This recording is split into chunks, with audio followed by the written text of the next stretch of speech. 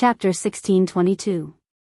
Zhou Duanzheng and the others stayed behind to listen to what Chief Fang was going to say to Yunjian. Why was he being so secretive? Was he going to criticize Yunjian? However, Zhou Duanzheng and the others didn't expect that Chief Fang would say that Yunjian only took 7 seconds to run out of the dormitory. Is this real? Why not? Do you think you're the only ones who are capable, but Yunjian isn't? Hearing Zhou Duanzheng's words, Su Mei was displeased. She immediately spoke to Zhou Duanzheng in an unpleasant tone. Especially in front of Chief Fang, Su Mei was even more rude to Zhou Duanzheng and the others. Zhou Duanzheng swallowed his saliva.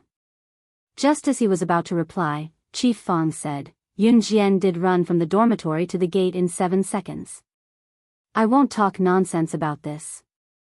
There was no need for Chief Fang to spout nonsense on Yunjian's behalf. Zhou Duanzheng was very displeased. Coincidentally, in front of Chief Fang, Zhou Duanzheng thought of a way to pick on Yunjian. He looked at Yunjian and asked in front of Chief Fang, then you don't change before going to bed? Is it so that you can look beautiful even when you sleep? Or is there another reason? Zhou Duanzheng asked this purely to make things difficult for Yunjian. After all, Yunjian stood out too much. This made Zhou Duanzheng very displeased. That's right. Yunjian, why don't you change at night? Unexpectedly, Chief Fang was also interested in this matter. He turned to look at Yunjian, narrowed his eyes, and asked Yunjian with the same tone of interest. Chief Fang didn't want to know why Yunjian didn't change at night. Instead, he wanted to know the reason why Yunjian didn't change. As expected, Yunjian didn't disappoint Chief Fang. She narrowed her eyes. Seeing that Chief Fang was sizing her up, her red lips curled up slightly. In the next second, she said calmly, intentional accident, unintentional accident, can happen at any time. She gave a 12-word answer. Anyone who learned Chinese would know the meaning of these 12 words. Anyone who was smart would know that Yunjian was referring to accidents that could happen at any time. As for her, she had to be vigilant at all times. This way, she wouldn't get into an accident. Chief Fang, Zhou Duanzheng, and the others were once again shocked by Yunjian's words. Yunjian's performance was too outstanding. Her words and actions were awe-inspiring. However, every word that he said was very reasonable. However, before Chief Fang, Zhou Duanzheng and the others could continue to be stunned, a malicious voice to say, Yunjian, are you crazy? Your bag's to the middle of the road. You to make I duan don't be to make a disgusting to. It's to speak. At this moment, Nan Linlin was grabbing Yunjian's bag and walking over. As she walked, she unzipped Yunjian's bag very rudely and threw Yunjian's bag on the ground. Nan Linlin's action was completely intentional. It was as if she was punishing Yunjian for tripping over her bag and causing her to fall just now.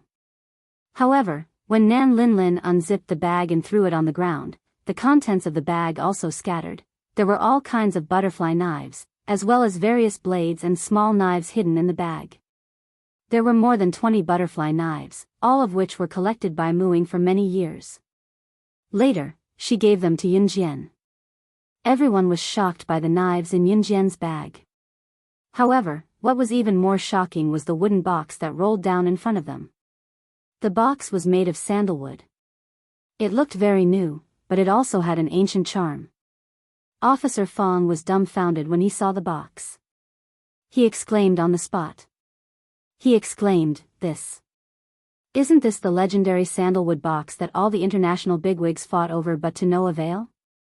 It ended up in the hands of Slaying God, the #1 international secret agent. Chapter 1623. Nan Linlin's heart skipped a beat as she opened Yunjian's bag to reveal the contents. She was shocked by Officer Fang's frantic reaction when he saw the sandalwood box falling out of the bag. When everyone present heard what Officer Fang said, they were all shocked without exception. Sandalwood box? The sandalwood box was a mysterious box. Since its appearance, countless international businessmen, politicians, and bosses had been fighting for it. However, the legendary sandalwood box had fallen into the hands of Slaying God, the #1 international secret agent. When the incident broke out, someone even released the picture of the sandalwood box being excavated from the ancient tomb. It even made the headlines of international newspapers. There were even well-known authoritative figures who released the news that the sandalwood box had been taken away by Slaying God, the #1 international secret agent. As for whether this was true, no one knew until now.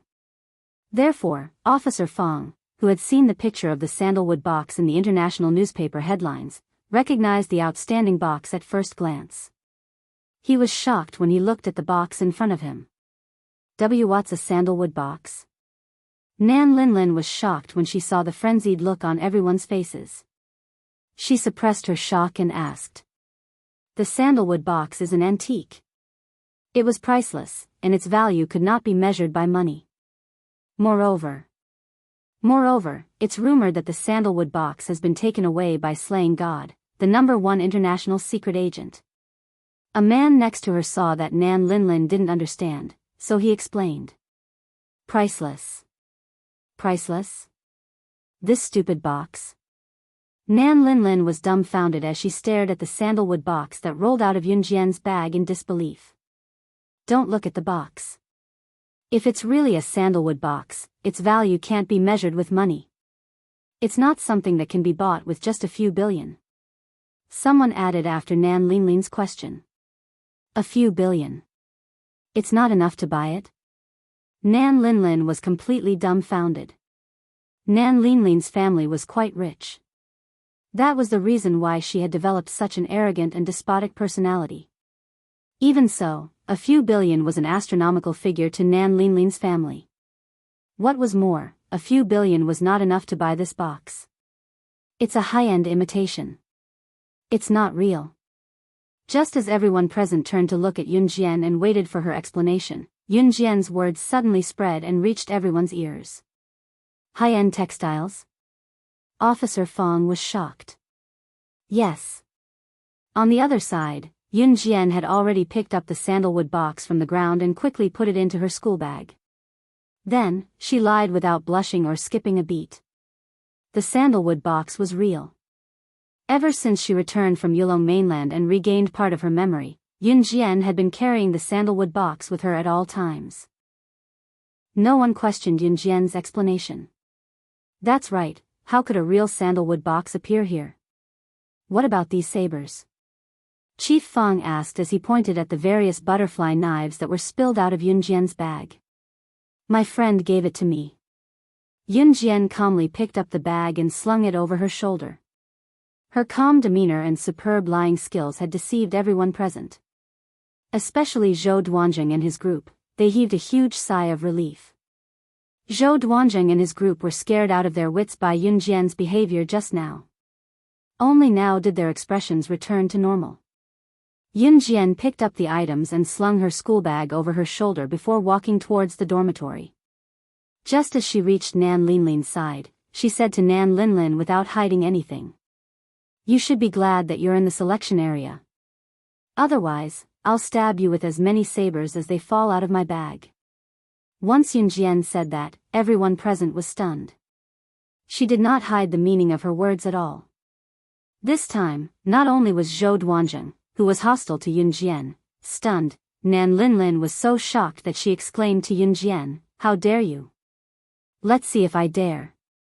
As soon as Yunjian finished speaking, she flipped her hand and a butterfly knife appeared in her hand. Then, she swung the butterfly knife in front of Nan Linlin. A large chunk of Nan Linlin's hair was immediately shaved off.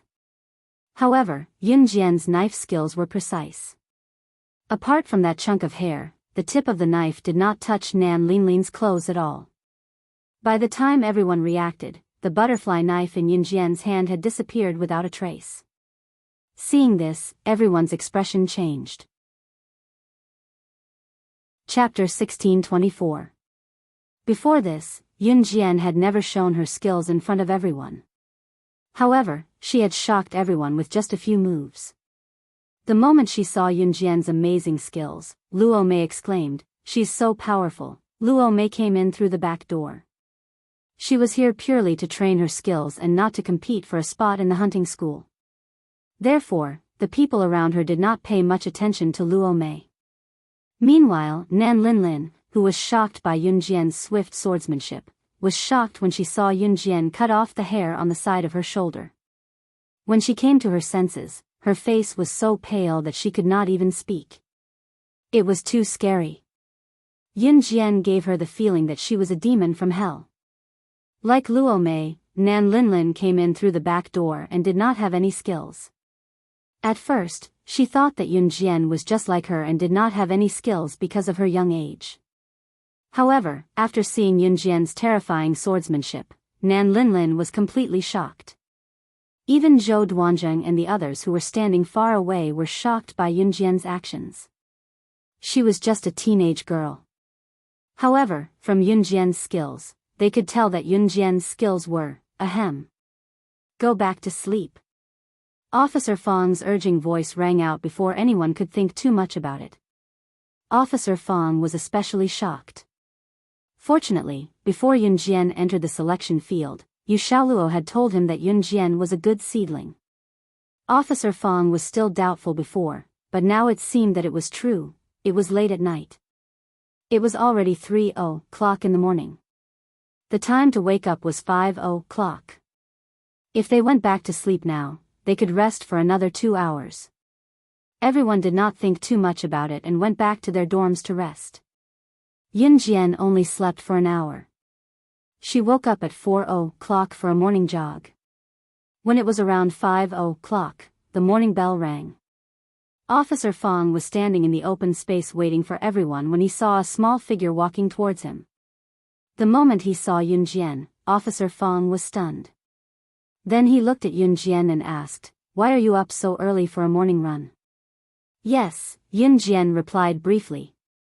Although Officer Fang was slightly shocked, he still waved his hand at Yun Jian and said, "All right, return to the team." Normally, which young girl at Yun Jian's age wasn't thinking about love? Or fantasize about their other half? What about Yun Jian? She, on the other hand, did not take the usual path. Every day, she only thought about how to train herself and how to improve her strength. In less than 5 minutes, everyone got up and returned to the team. Perhaps it was because Officer Fang had said that they would be disqualified if they didn't come out in 5 minutes. Even the slower Luo Berry and the absent-minded Nan Linlin came out in 5 minutes. Officer Fang held a stack of number plates in his hand. Seeing that everyone had arrived in the stipulated time, he nodded in satisfaction. He first praised everyone and then went straight to the point. Everyone performed very well today. I'm very satisfied. Continue to maintain your speed in the future. After praising, Officer Fang waved the number plates in his hand and continued, "These number plates in my hand are your numbers. From now on, you have to hang the number plates on your waist at all times. You are not allowed to call each other by their real names in the selection field. You are only allowed to call each other by their numbers. If there is a violation, you will be disqualified. Do you all understand? Don't blame the selection field for having many rules. From time to time, they would be disqualified. All the rules of the selection field were related to the hunting school. In the hunting school, it might not be as simple as being disqualified." "Understood."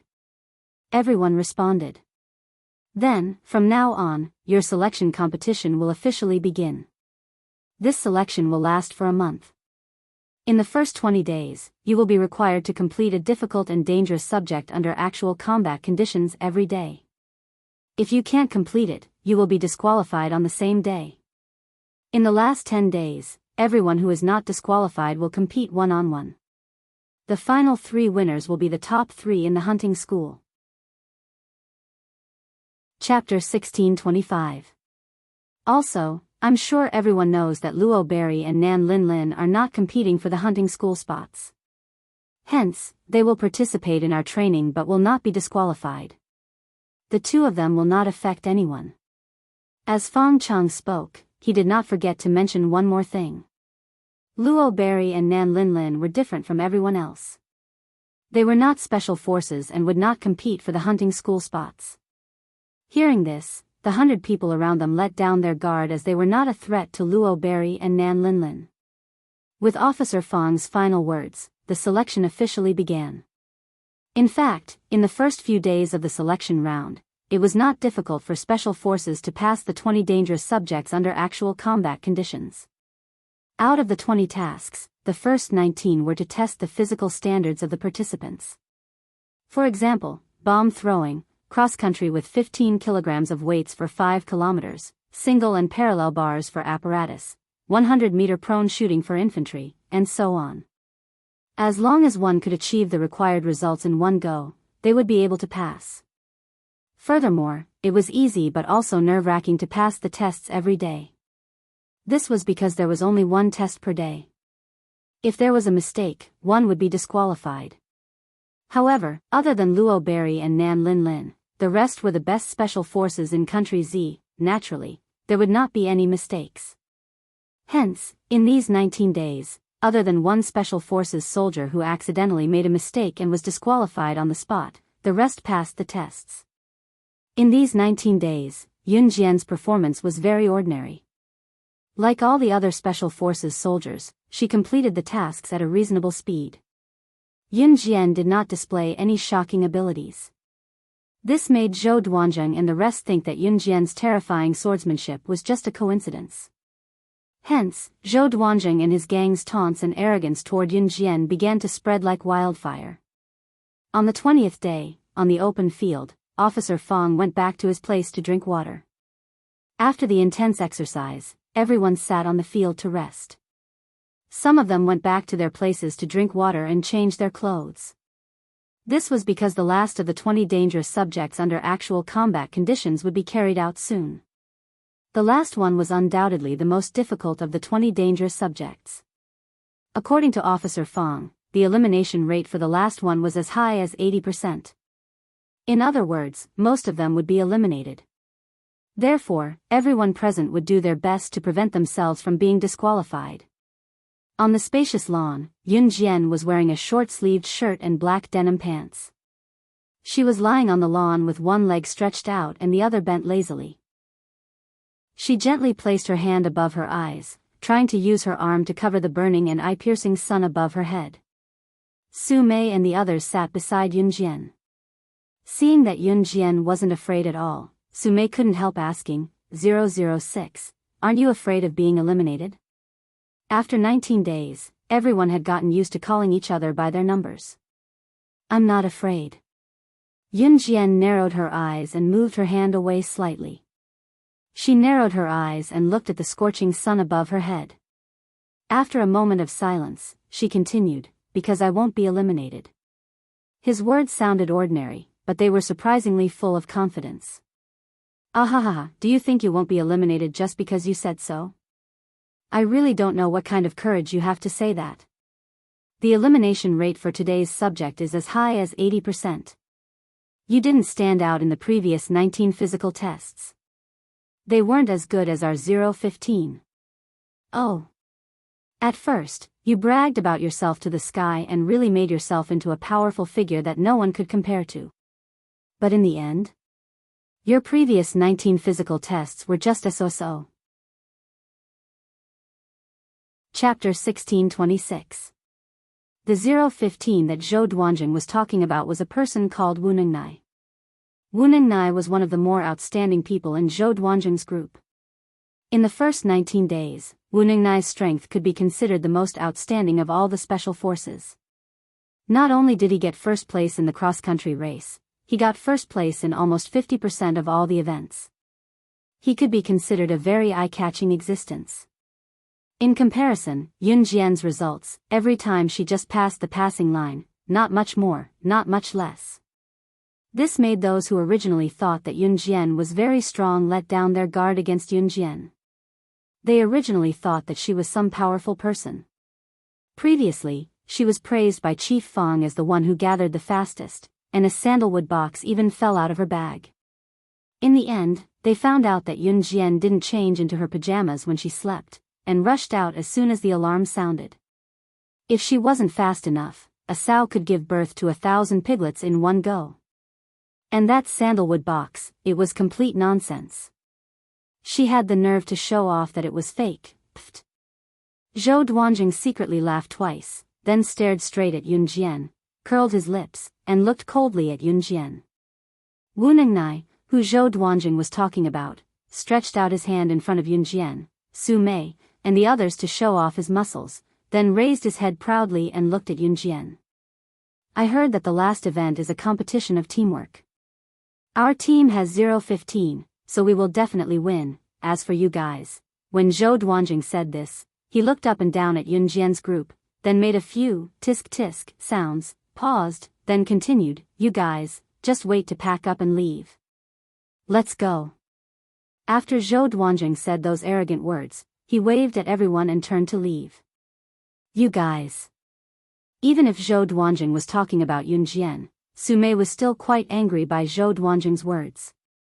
She was about to curse back, but Yun Jian grabbed her hand. If they do this, I couldn't take it lying down. Su Mei was about to speak when she was interrupted by Yun Jian. Don't take the words of an ant seriously, Yun Jian said indifferently. Ants? Yun Jian compared Zhou Duanjing and his group to ants. After hearing Yun Jian's words, Su Mei really didn't care about what Zhou Duanjing said. Everyone, gather. At this moment, Officer Fong, who had gone back to his residence to drink water, had returned. Not only did Officer Fong come back, but he also brought back more than 10 soldiers. Each of these soldiers was carrying more than 10 military backpacks. After they put down the military backpacks, Officer Fong stood in front of them again. Our 20th subject is a dangerous subject under actual combat conditions. It's both simple and difficult. In a moment, each of you will be given a backpack. Take this backpack, and we will bring you to an entrance called the Misty Forest. The objective of the mission is to depart from the entrance of the Misty Forest and walk out of the Misty Forest in the shortest time possible. We will be waiting for you at the designated destination. The first 20 people to walk out of the Misty Forest will advance. In addition, you are in groups of 5. You can freely form groups.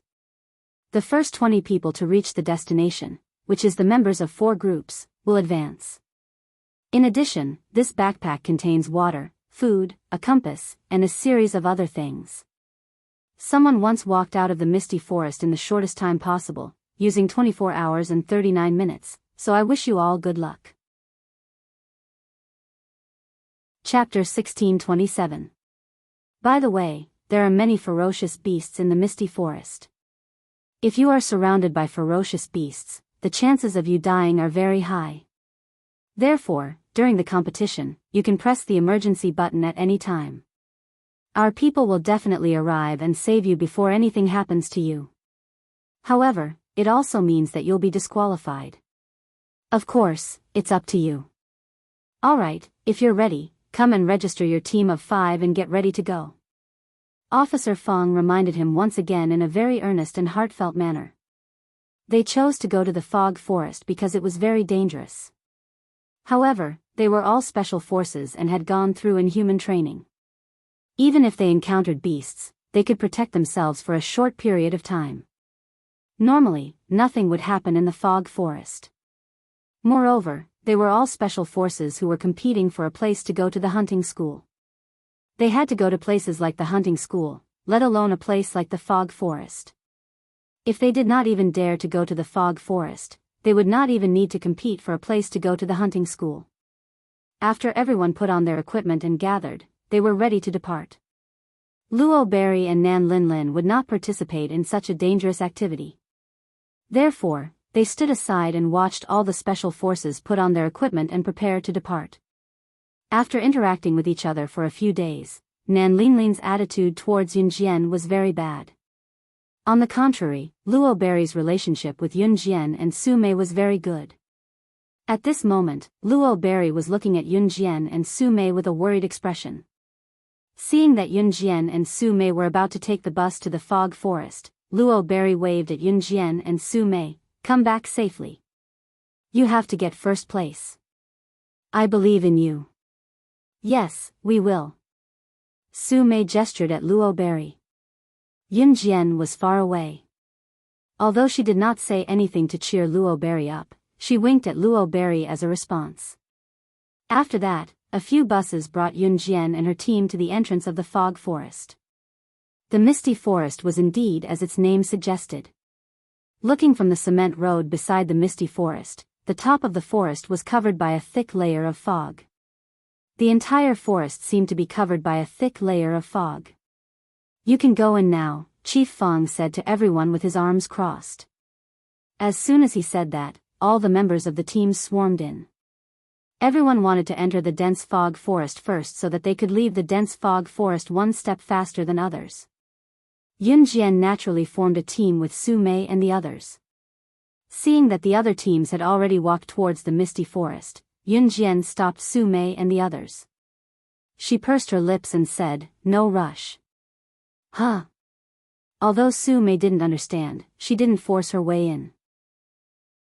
Yun Jian walked forward and rummaged through the soil at the entrance of the misty forest as if she was looking for something.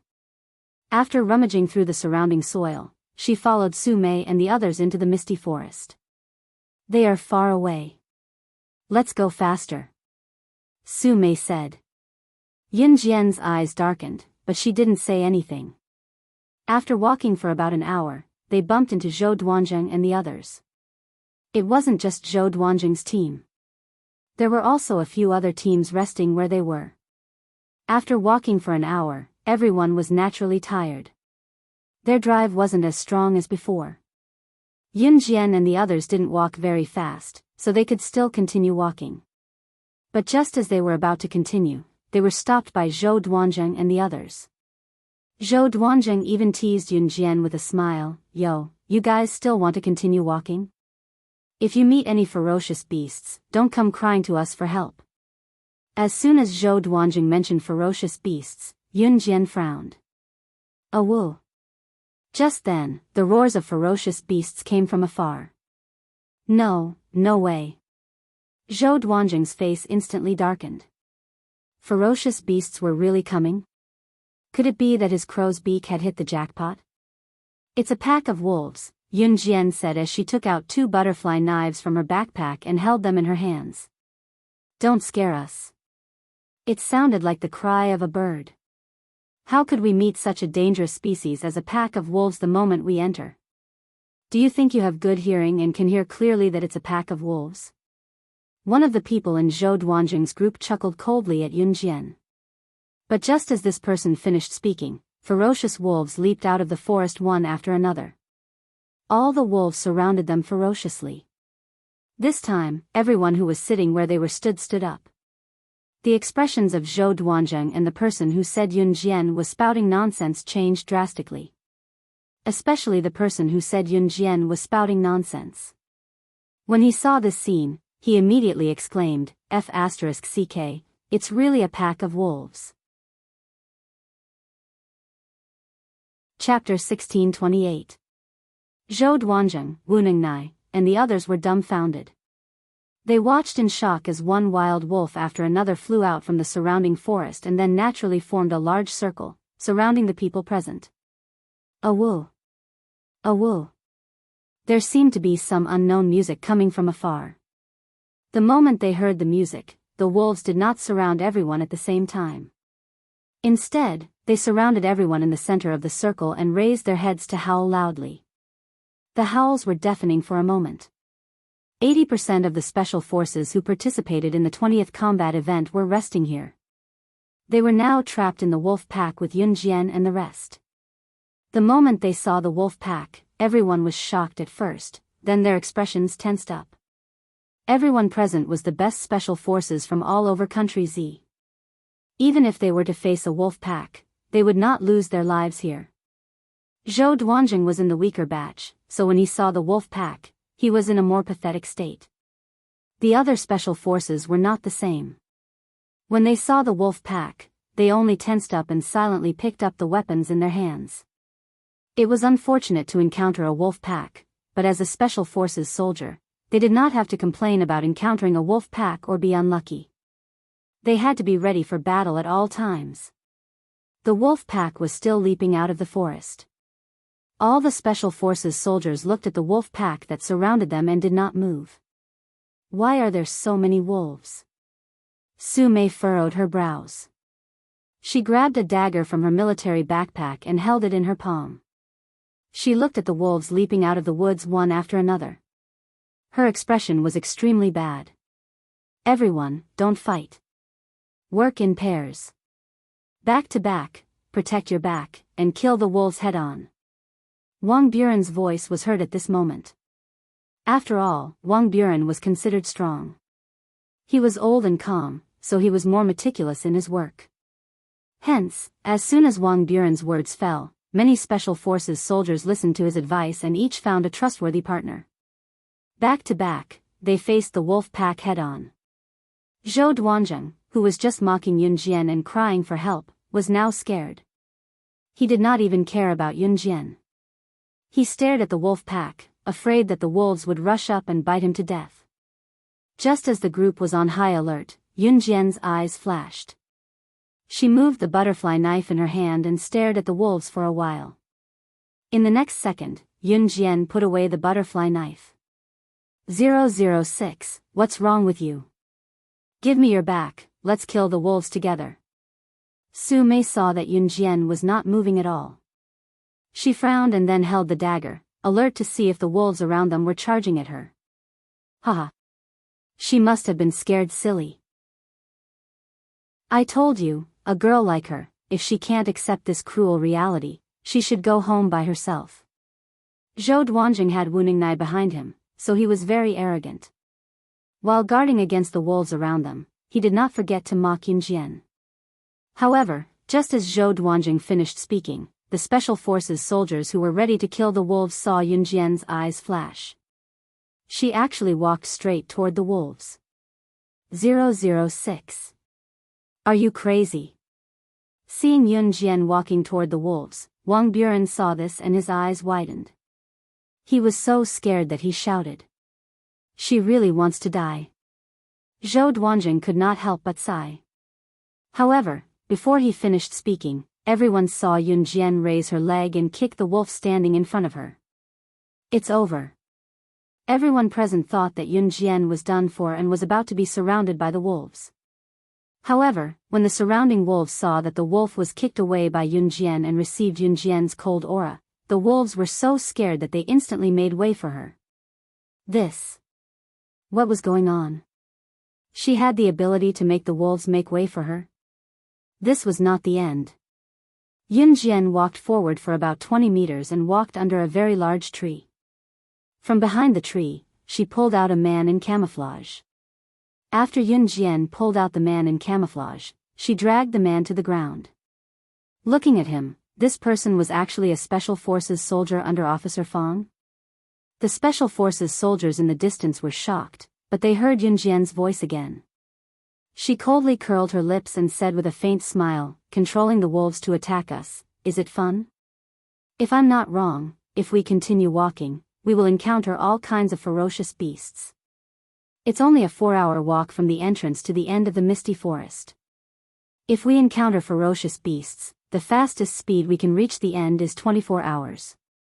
By the time we've chased the beasts away, it's already dark. We have to spend the night in the forest to ensure our safety. Officer, may I ask if I'm right? As soon as Yun Jian finished speaking, the Special Forces soldier under Officer Fong's command had a drastic change in expression. He looked as if he had been completely seen through by Yun Jian. Then, this Special Forces soldier took out his walkie-talkie and said anxiously to Officer Fong on the other end of the walkie-talkie. Chapter 1629. Officer Fong had already reached the end of the fog forest. He had ordered his men to set up a few tents at the end of the fog forest. He planned to spend the night there. According to his calculations, the fastest Special Forces that entered the fog forest would take at least 24 hours to get out. Hence, he was not in a hurry at all. Officer Fong stayed at the end. There was a rocking chair here. He sat on the rocking chair and rocked back and forth, enjoying the sunlight. It had already been an hour. The first wave of wolves reared by his men should have surrounded them by now. He was really looking forward to it. When would they come out? There was also the good seedling that he had just discovered this year. 006. Would she break the record of being the fastest person to lead her team out of the misty forest? He was really looking forward to it, at this moment. A military jeep drove over from the side of the cement road. When Officer Fong saw the person who got out of the jeep, he immediately stood up from his rocking chair and saluted the middle-aged man who got out of the jeep. Sir. The middle-aged man who came down from the military jeep was Officer Fong's superior, Commander Ma. Commander Ma saw Officer Fong saluting him. He waved his hand and stopped Officer Fong from saluting him. He smiled kindly at Officer Fong. After Commander Ma, there were many officers of the same rank as Officer Fong who came down from the military jeep. Old Fong, have they all entered the fog forest? Commander Ma narrowed his eyes and asked Officer Fong. The superiors attached great importance to this selection competition. It was not only because the top 3 spots in the hunting school had to be taken by the best special forces. More importantly, if the 3 special forces who went to the hunting school could graduate successfully, it would have a great impact on Z country's reputation. At least the foreigners would not look down on Z country's people. Z country's people also had to establish their own dignity. Hence, Commander Ma came down from the army to check on the situation. Yes, sir. Officer Fong nodded at Commander Ma. Well, have you found any good seedlings in the past 19 days? Commander Ma nodded and asked again. There are some good seedlings, but they are still young. Speaking of good seedlings, the first person that came to Officer Fong's mind was undoubtedly Yunjian. How small? How's his strength? Military Commander Ma quickly asked. 16 years old, and her strength is amazing. Officer Fong could only use the word amazing to describe Yunjian. Oh. Since you can use such a tone to evaluate her, she must be a good seedling. I really want to meet him. As soon as Commander Ma finished his sentence, Chief Fong's walkie-talkie rang. The panicked voice of the Special Forces soldier on the other end of the walkie-talkie could be heard all over the place. "Yes, sir. Our plan has been seen through." All the officers present knew why it took so long to walk from the entrance to the exit of the dense fog forest. However, this was also to train a Special Forces soldier's ability to respond to unexpected situations and complete missions quickly. Therefore, all of the officers were well aware of this situation. However, ever since the selection had been held, the secret of the fog forest had never been discovered by any of the participating Special Forces. Not to mention that the plan had been seen through. If the plan was seen through, then this plan would definitely not work.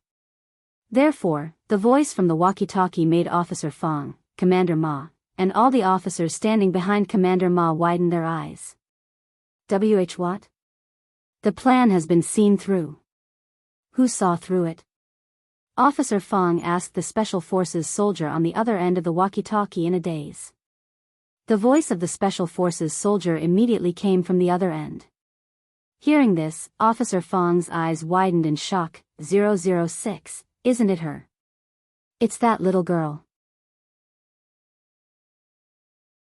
Chapter 1630. Military Commander Ma was even more satisfied after hearing the Special Forces soldier's words. While the officers were shocked, Military Commander Ma did not forget to nod. She is indeed a good seedling. I am confident that our Z country Special Forces will be able to hold our heads high in the hunting school this time.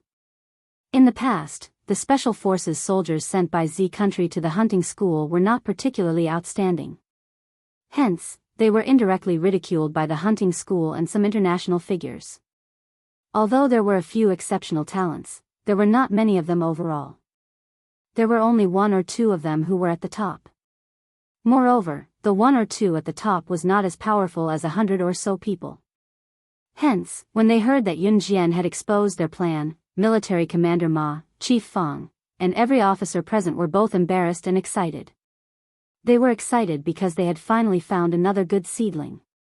Ha ha ha. Old Fong, I have a feeling that this young lady will definitely amaze the world. Then she will become an outstanding representative figure in the history of Z country. Military Commander Ma gave the highest evaluation he had ever given in his life. Hearing this, the surrounding officers expressed their agreement. Somewhere in the misty forest, Zhou Duanzheng, Wu Ningnai, and the rest were watching the scene with their mouths agape. No one had expected Yun Jian to pull off such a trick. When Yun Jian walked towards the wolves earlier, everyone thought that Yun Jian wanted to deal with the wolves alone. However, no one had expected Yun Jian to kick away a wolf, then stun the wolves. Finally, she walked over and pulled out the Special Forces soldier under Chief Fang from behind a big tree. She even used a shocking method to decipher all the facts one by one. Without asking about anything else, Yun Jian's words had frightened the Special Forces soldier under Chief Fang to the point that he immediately called Chief Fang for help. Who on the scene could do such a thing? When they were surrounded by the wolves just now, everyone wanted to fight, but Yun Jian was the only one who saw through it. It was really, at that moment, no one dared to say a word. Until Chief Fang's voice came from the walkie-talkie. Ahem. Since the plan has been discovered, I will change the competition at the last minute. For the sake of fairness, I will remove all the beasts that are obstructing you. Everyone will rely on their own abilities. Whoever reaches the finish line first will win. The elimination system will remain unchanged. You can run if you want. The top 20 who find the correct direction and reach the finish line in the misty forest will advance. You may move now. 80% of the special forces were surrounded by the wolves, and the remaining 20% were not present. For the sake of fairness, Chief Fang changed the rules. He wanted everyone to reach the finish line in the misty forest as soon as possible and secretly removed all the beasts that attacked the special forces soldiers. In other words, the other 20% of the special forces would not encounter any ferocious beasts along the way and would be dismissed by Chief Fang. In this way, fairness could be guaranteed. As soon as Officer Fang finished speaking, the surrounding special forces soldiers continued moving forward as fast as they could. Run! Why were they standing? Waiting for the food? In fact, even without the beast's attack, it was not easy to run to the finish line. Because it was easy to get lost in the misty forest.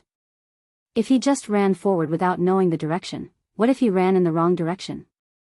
Wouldn't they be even further away from the finish line? Yun Jian, what should we do? Perhaps because Yun Jian's performance was too outstanding, Su Mei, Su Wenming, and the other three walked up to Yun Jian and asked Yun Jian. Run. Whoever reaches the finish line first will win. However, Yun Jian only narrowed her eyes slightly. Then, she took the lead and took a step forward. Chapter 1631. Since Chief Fang had changed the competition format at the last minute, the members of each group could only run for a few steps before stopping. Running like this was not the way to go. Of course, they could not just run blindly. Secondly, they had to find the right direction and be precise. In this way, the 5 members of each group had to run in different directions. However, without the attacks of the beasts, the journey that would have taken them more than 24 hours could now be completed in a few hours. Of course, whether they were fast or slow still depended on their own speed and the time it took to find the right direction. Yun Jian did not even look at the compass. Sometimes, she would just look at the ground and decide which direction to go. Su Mei and the other 3 were very curious about this, but they chose to believe in Yun Jian unconditionally. Old Fang, you changed the competition format at the last minute. That little girl is a good seedling. Will she be able to advance? Military Commander Ma was very interested in Yun Jian. He kept asking Chief Fang. With her strength, if she can't advance, then there's no need for her to stay in the selection field. Chief Fang's heart was tense as he said this very calmly. To Chief Fang, if Yun Jian was really a good seedling, then no matter how the competition format was changed, she would definitely pass. Otherwise, there was no need for a good seedling like Yun Jian to stay. Old Fang, in your opinion, how long will it take for that little girl to come out of the misty forest? Military Commander Ma squinted his eyes and asked Chief Fang again. Officer Fong was silent for 2 seconds. He did some calculations seriously and finally said, "That's right. 4 hours at the fastest. The misty forest is covered with green trees. Even with a compass, someone once took 4 hours to walk out of the misty forest. That was under the condition that the misty forest was unobstructed. Moreover, from the entrance of the misty forest to here, there is a place that is covered with fog all year round.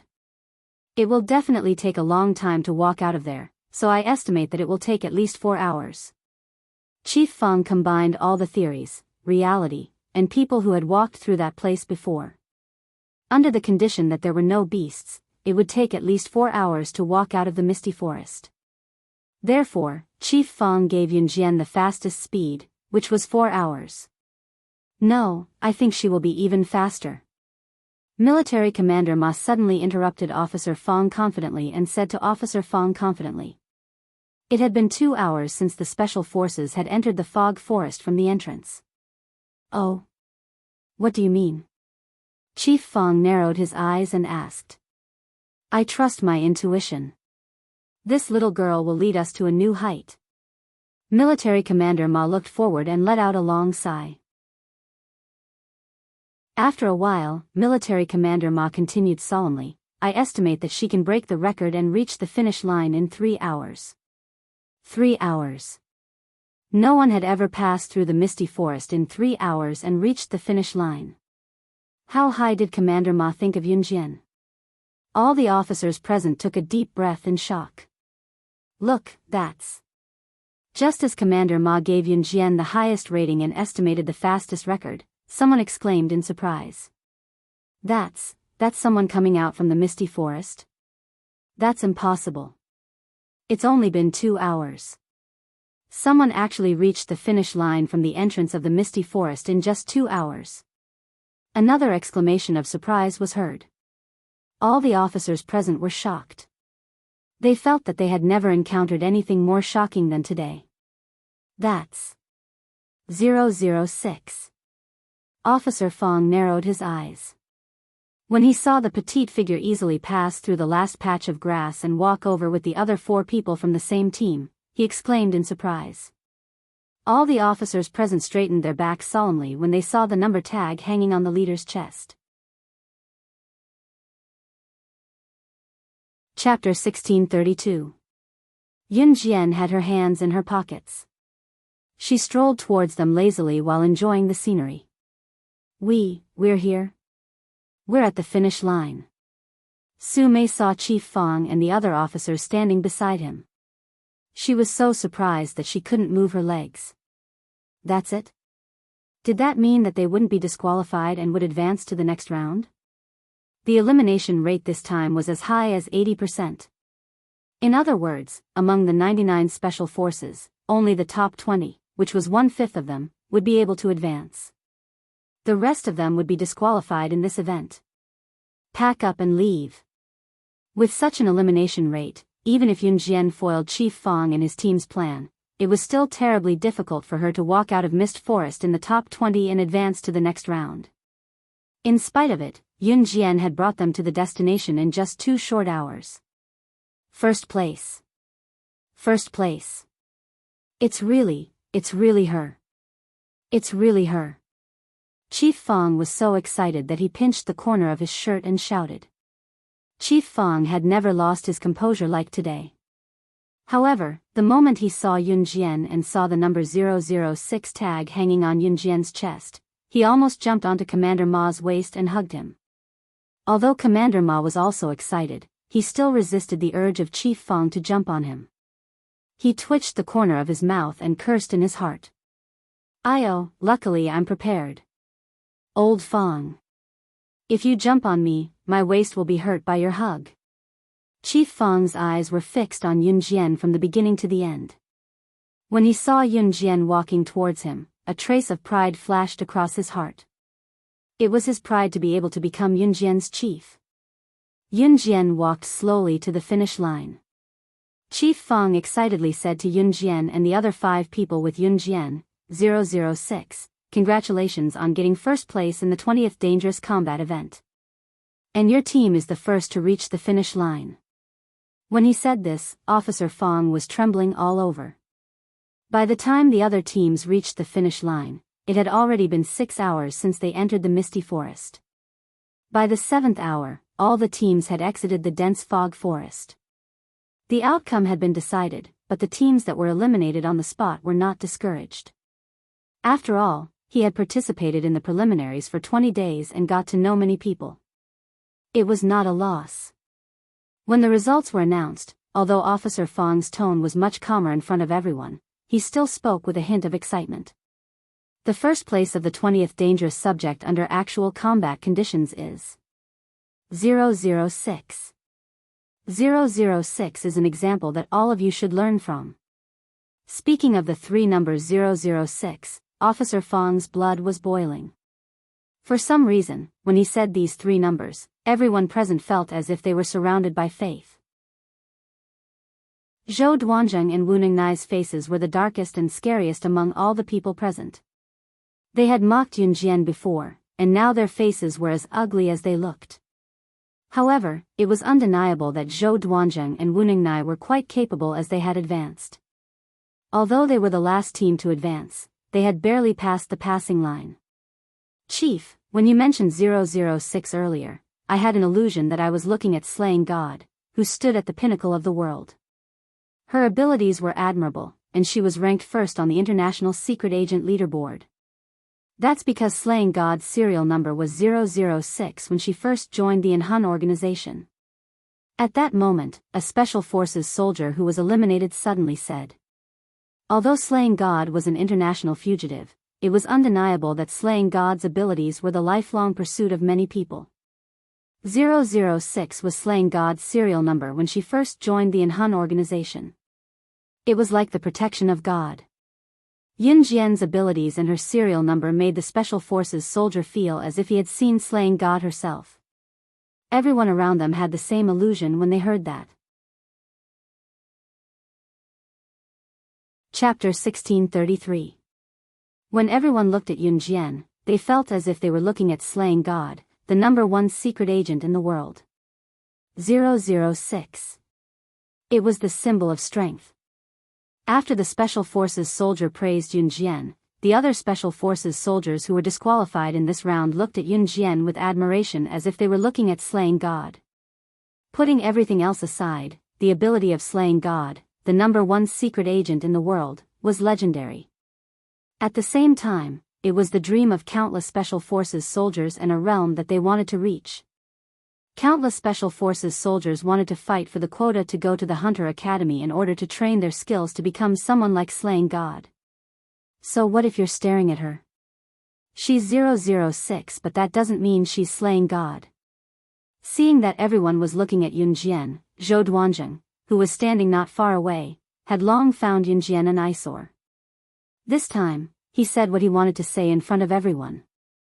006, the same as when Slaying God first joined in Hun, but what did that mean? It did not mean that Yun Jian was Slaying God, the #1 secret agent in the world. Even if Yun Jian's performance was shocking, Zhou Duanzheng had never seen Yun Jian show off her amazing skills. To Zhou Duanzheng, even if Yun Jian had surprised a bunch of people, she was just taking advantage of the situation. At most, she was smarter. Looking at her skinny body, she did not look like she had much strength. That's true, but the young lady is really amazing. She needs to be praised. At least, I can't reach her level now. Haha. I've been disqualified. A man in his 30s refuted Zhou Duanzheng's statement tactfully. He first smiled, then praised Yun Jian indirectly. With an 80% elimination rate, it was amazing that a teenage girl like Yun Jian could stay in the selection field. Zhou Duanzheng clenched his fists. He originally wanted to say something, but he forcefully swallowed the words that he wanted to say. He would use his fists and strength to show Yun Jian in the next few days that it was impossible for her to compete for the top 3 spots in the Hunter Academy with just some tricks. He would let her know that leaving the selection field with serious injuries was not a joke. The results of the competition are out. Many people have left. You can leave the selection field tonight. Chief Fong signaled for everyone to quiet down and said to the Special Forces soldiers who had been disqualified. Don't be upset that you've been disqualified because you're not disqualified. You're just temporarily. Next year, the year after that, and the year after that, there's still plenty of time for you to make a comeback. Remember that each and every one of you are the pride of Country Z. Everyone has their own value. Officer Fong patted his chest and spoke very solemnly, spreading his passionate words to everyone present. After he said that, the Special Forces soldiers who were disappointed that they had been eliminated mustered their courage again. Chief Fong at the same time, at the same time, at the same time, at the same time, at the same time, at the same time. After sending away all the Special Forces soldiers who had been disqualified, there were only 20 Special Forces soldiers left, including Nan Linlin and Luo Mei. Nan Linlin and Luo Mei were not included in the 20 Special Forces soldiers. They were there purely to experience life. Luo Mei, on the other hand, was very hardworking in learning martial arts. After sending away all the Special Forces soldiers who had been disqualified, Chief Fong gathered the remaining 20 Special Forces soldiers in an empty space. Nan Linlin and Luo Mei were not included in this group of 20 Special Forces soldiers. I'll bring you to a Taekwondo dojo later. You'll stay there for the next few days. We're just borrowing the dojo's space.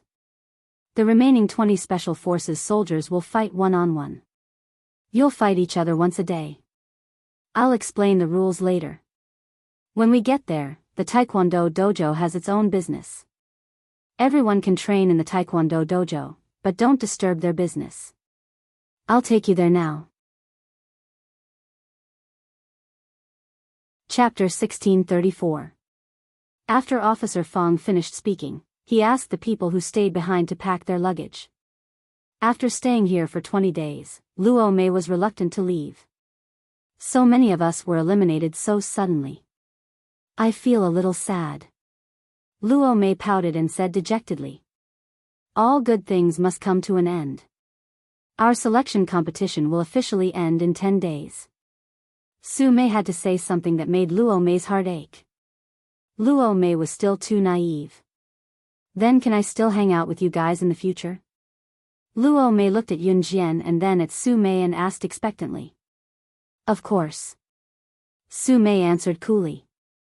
Luo Mei heard Su Mei's words and looked at Yun Jian expectantly. Sure. Yun Jian's red arc moved slightly and she said calmly. That's great. Luo Mei smiled at Yun Jian and Su Mei and clapped her hands excitedly. TSK, we've only been together for a few days. You're acting as if you've already been through life and death together. Pretentious. Nan Linlin heard what Luo Mei said to Yun Jian and Su Mei and couldn't help but complain. As soon as she finished speaking, Nan Linlin's call was connected. She hurriedly pressed the hands-free button and pressed the phone to her ear. The disgusting face just now instantly disappeared and was replaced by an intimate and disgusting smile. Hello dear, what are you doing? Me? We're going to a Taekwondo dojo. I don't know where it is. Okay, I'll send you the address as soon as I know it. Uh-huh. I love you too. I want a kiss. I've been here for you for the past few days and I've been bored to death. Yun Jian raised her eyebrows slightly after Nan Linlin's mushy words. Luo Mei and Su Mei's tolerance was obviously weaker than Yun Jian's. Even though it was not their first time hearing Nan Linlin's mushy words, their lips still twitched. It was true that they reacted this way because they were numbed by the words. However, Yun Jian had already packed her bag. She slung it over her shoulder and was about to walk out. We're ready too. Luo Mei and Su Mei couldn't stay any longer. They quickly picked up their luggage and followed Yun Jian out of the door. After everyone had arrived, Officer Fong led them to the Taekwondo gym he had mentioned. This Taekwondo dojo was very big. It was the only dojo in the entire Z country. It took Officer Fong 2 hours to take a bus to get here. Other Taekwondo dojos only had 1 floor, and the area was not large, but this Taekwondo dojos had 3 floors. The entire 3 floors were the Taekwondo dojo's territory. Each of the 3 floors was an endless training ground. The business here was very big, and there were many people who came here to practice taekwondo. Moreover, there was a hotel on the third floor of the taekwondo club. As soon as Yun Jian and the others arrived, they were arranged to stay in a hotel on the third floor of the taekwondo dojo. Because the business of the taekwondo dojo was booming, many big shots from all over the country came here. Even some famous people from the world came here, so the business of the hotel was also booming. After Yun Jian and the others checked in on the third floor, the one-on-one competition was not in a hurry to start. At night, Officer Fong gave everyone some free time. They could also go out with their friends, go to restaurants, go to the supermarket to buy something to eat, and so on. After Yun Jian, Su Mei, Luo Mei, and the others settled down, they went downstairs to look for food. It was still early. 5:00 was the time for the taekwondo students to go home for dinner, so Yun Jian and the others did not see many taekwondo students when they went downstairs. They found a snack bar nearby and sat down to order 3 bowls of pickled vegetable noodles. Just as Yun Jian and the others relaxed, they heard someone at the next table mention, "Hey, did you guys know? I heard that many special forces have just moved in at the taekwondo dojo next door. It's said that there will be a one-on-one competition to choose the best 3 people." Chapter 1635. Special Forces? Special Forces coming to the taekwondo dojo for a fight? Is this news real or fake? Did you inquire wrongly? Another person asked in a slightly suspicious tone. How can my news be fake? Do you know about the International Hunting Academy? It's the place where the Special Forces are trained.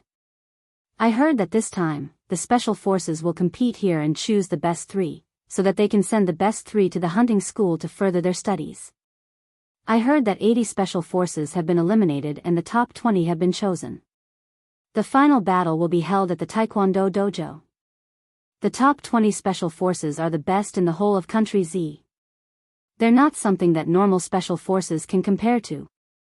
The burly man sitting next to him slurped his noodles and described the incident as if he was intoxicated. He looked as if he was one of the powerful Special Forces soldiers that he described. Hearing the man's boasting, the other burly men beside him were mesmerized. They clapped their hands and exclaimed, "Amazing! Amazing!" They didn't know that 2 of the Special Forces that they were boasting about were right next to them. It was normal that outsiders couldn't tell Yun Jian and Su Mei's strength from their looks. Ahem. Su Mei blushed in embarrassment when she heard the boos of the men next to her. She coughed twice to show her embarrassment. Luo Berry and Nan Linlin weren't counted among the 20, so Luo Berry was just a little surprised. Yun Jian was calm as if nothing could change her expression. The noodles are here. 3 bowls of kimchi noodles. It's warm, be careful not to burn it. The shop owner brought 3 bowls of freshly cooked kimchi noodles and placed them in front of Yun Jian and the other 2. Wow! It looks delicious. Luo Berry couldn't help but pick up her chopsticks and put the noodles into her mouth. Phew! It's so hot. Don't burn yourself. Luo Huan gasped. She took 2 deep breaths. Then, she was afraid that Yun Jian and Su Mei would be scalded like her.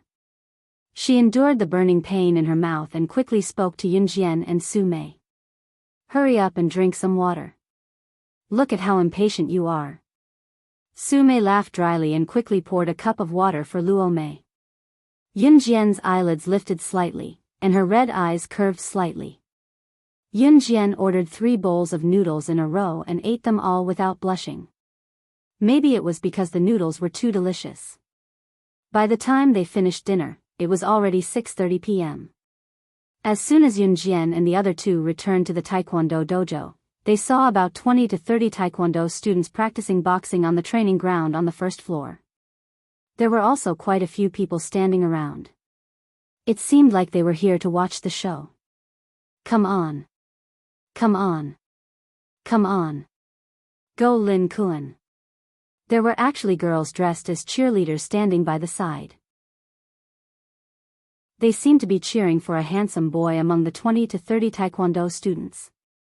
They seemed to be having a competition. Let's stay and watch before going back. Su Mei was suddenly interested. She squinted her eyes and said, "Sure." Luo Berry nodded. Yun Jian also stood in the same spot. These students were all practicing taekwondo moves to see who could perform better. The male student named Lin Kuan instantly became the center of attention. Chapter 1636. That boy named Lin Kuan was the one with the most cheers out of all the taekwondo students present. Moreover, this boy named Lin Kuan's punching technique was indeed vigorous and on point. Lin Kuan very much enjoyed being the center of attention. The girls around him were wearing cheerleading outfits and cheering him on. Today was the Taekwondo Dojo's monthly punching competition. It was a competition of whose punches were on point and accurate. Ha! It wasn't until this boy named Lin Kuan threw the last punch that the group of girls wearing cheerleading outfits screamed and the atmosphere reached its climax. There were also many parents standing around. It seemed that most of them were here to accompany their son. Seeing their son punching in front of these 20 to 30 Taekwondo students, they suddenly felt a sense of pride.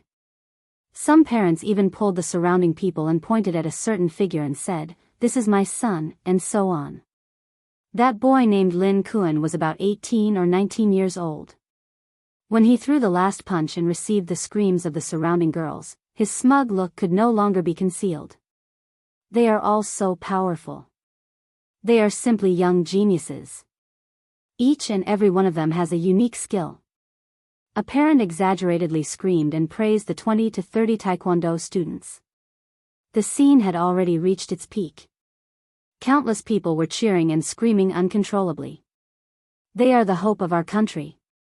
Some parents even shouted loudly. To the parents, these youths who trained in Taekwondo were like martial arts experts. Because they knew Taekwondo. That feeling was different from that of ordinary youths.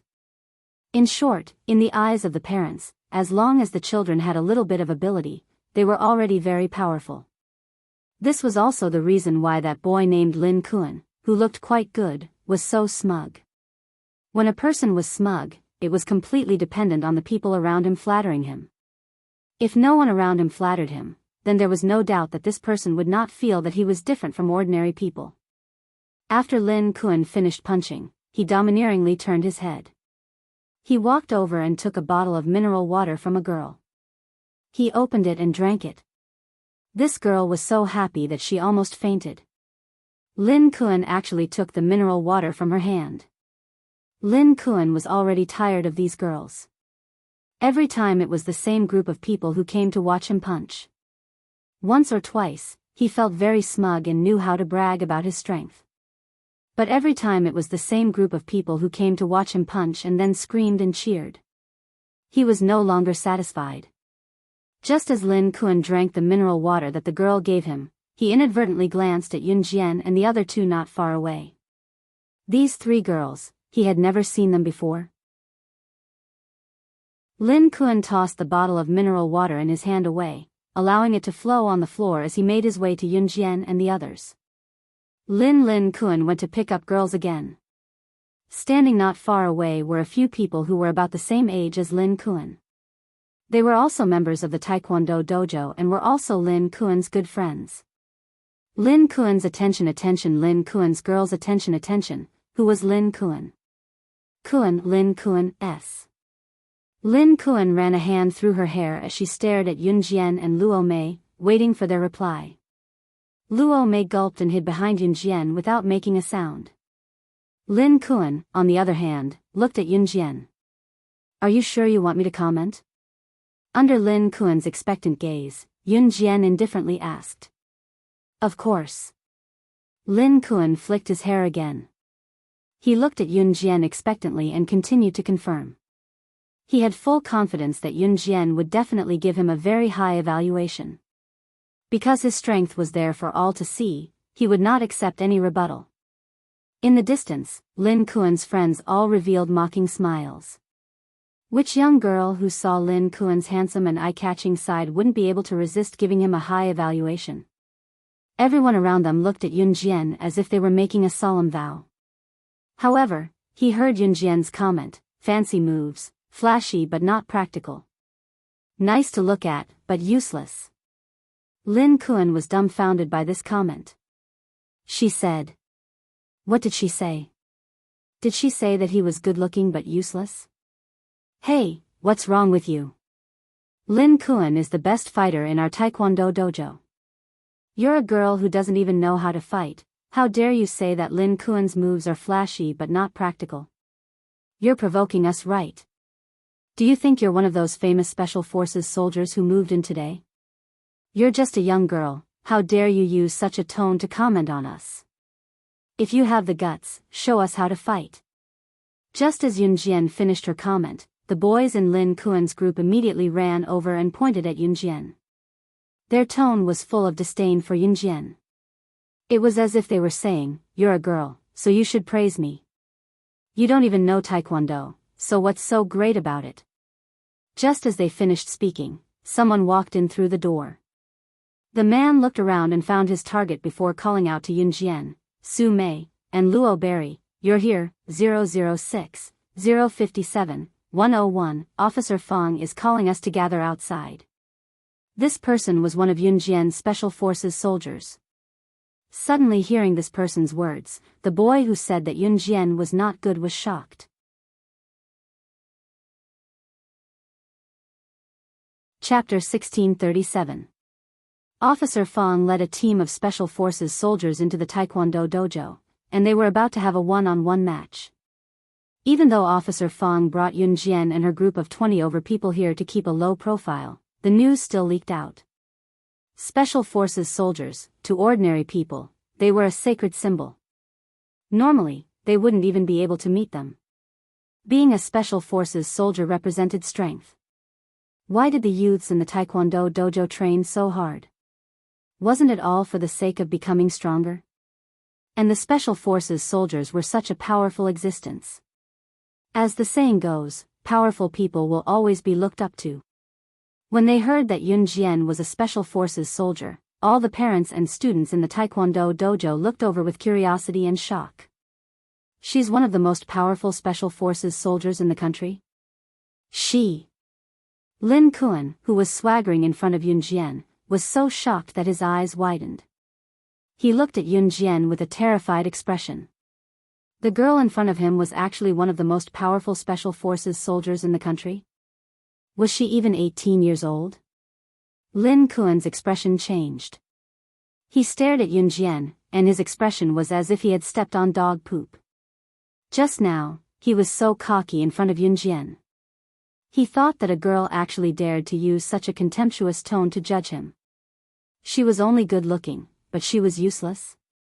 But now, it seemed that his actions just now had turned into a ridiculous joke. Lin Kuan's expression was extremely dark. Let's go, let's gather. Su Mei was the oldest after all. She saw Lin Kuan and this group of brats talking about Yunjian like that, and now they were being humiliated. She only twitched the corner of her mouth and was too lazy to argue with them. Su Mei waved at Yunjian and Luo Mei, and walked towards the Taekwondo dojo's main entrance. Yunjian only sneered slightly, and then she turned around and followed Su Mei out of the Taekwondo dojo. Yunjian's fluttering long hair was tied up high at the back of her head.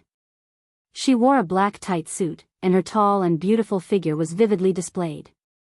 Her back view was so free and easy that it made people's blood boil. Are all the special forces soldiers gathering at the entrance? Let's go, this is a once-in-a-lifetime opportunity.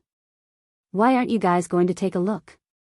Some parents reacted and shouted excitedly. All the students and parents in the Taekwondo dojo reacted and followed them out. Although Lin Kuan felt awkward, he couldn't hold back his curiosity, and walked out of the Taekwondo dojo's group.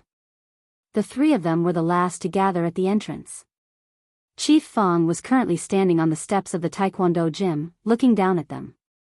By the time the three of them entered the troop and stood at attention, everyone was already present. At this time, Lin Kuan and the others walked out of the Taekwondo dojo's entrance, full of curiosity. Everyone stood in the distance and looked at Yunjian's group of 20 people. Tomorrow, we will officially start the one-on-one competition. The rules are simple. We will draw lots to fight. The winner will stay, and the loser will pack up and leave. From today onwards, there will be a competition every day until the final 3 people are chosen. Officer Fong and the others were all present, and he spoke very solemnly. Because they were temporarily gathered at the entrance of the Taekwondo dojo, the passers-by stopped and looked over. Parents, Lin Kuan, and the others were all standing around. What shocked Lin Kuan and the others the most was that Yun Jian was actually a member of the Special Forces. But the shock was far more than that. After Officer Fong finished his speech, he continued, "Now, each of you can express your thoughts or your confidence in the competition." Officer Fong looked at Yun Jian and said to Yun Jian, 006, "You have the best ability. You go first." After he finished speaking, Lin Kuan and the others watched as Yun Jian walked out from the group of Special Forces soldiers, and then walked up. The best ability? The youngest girl actually had the best ability? Chapter 1638.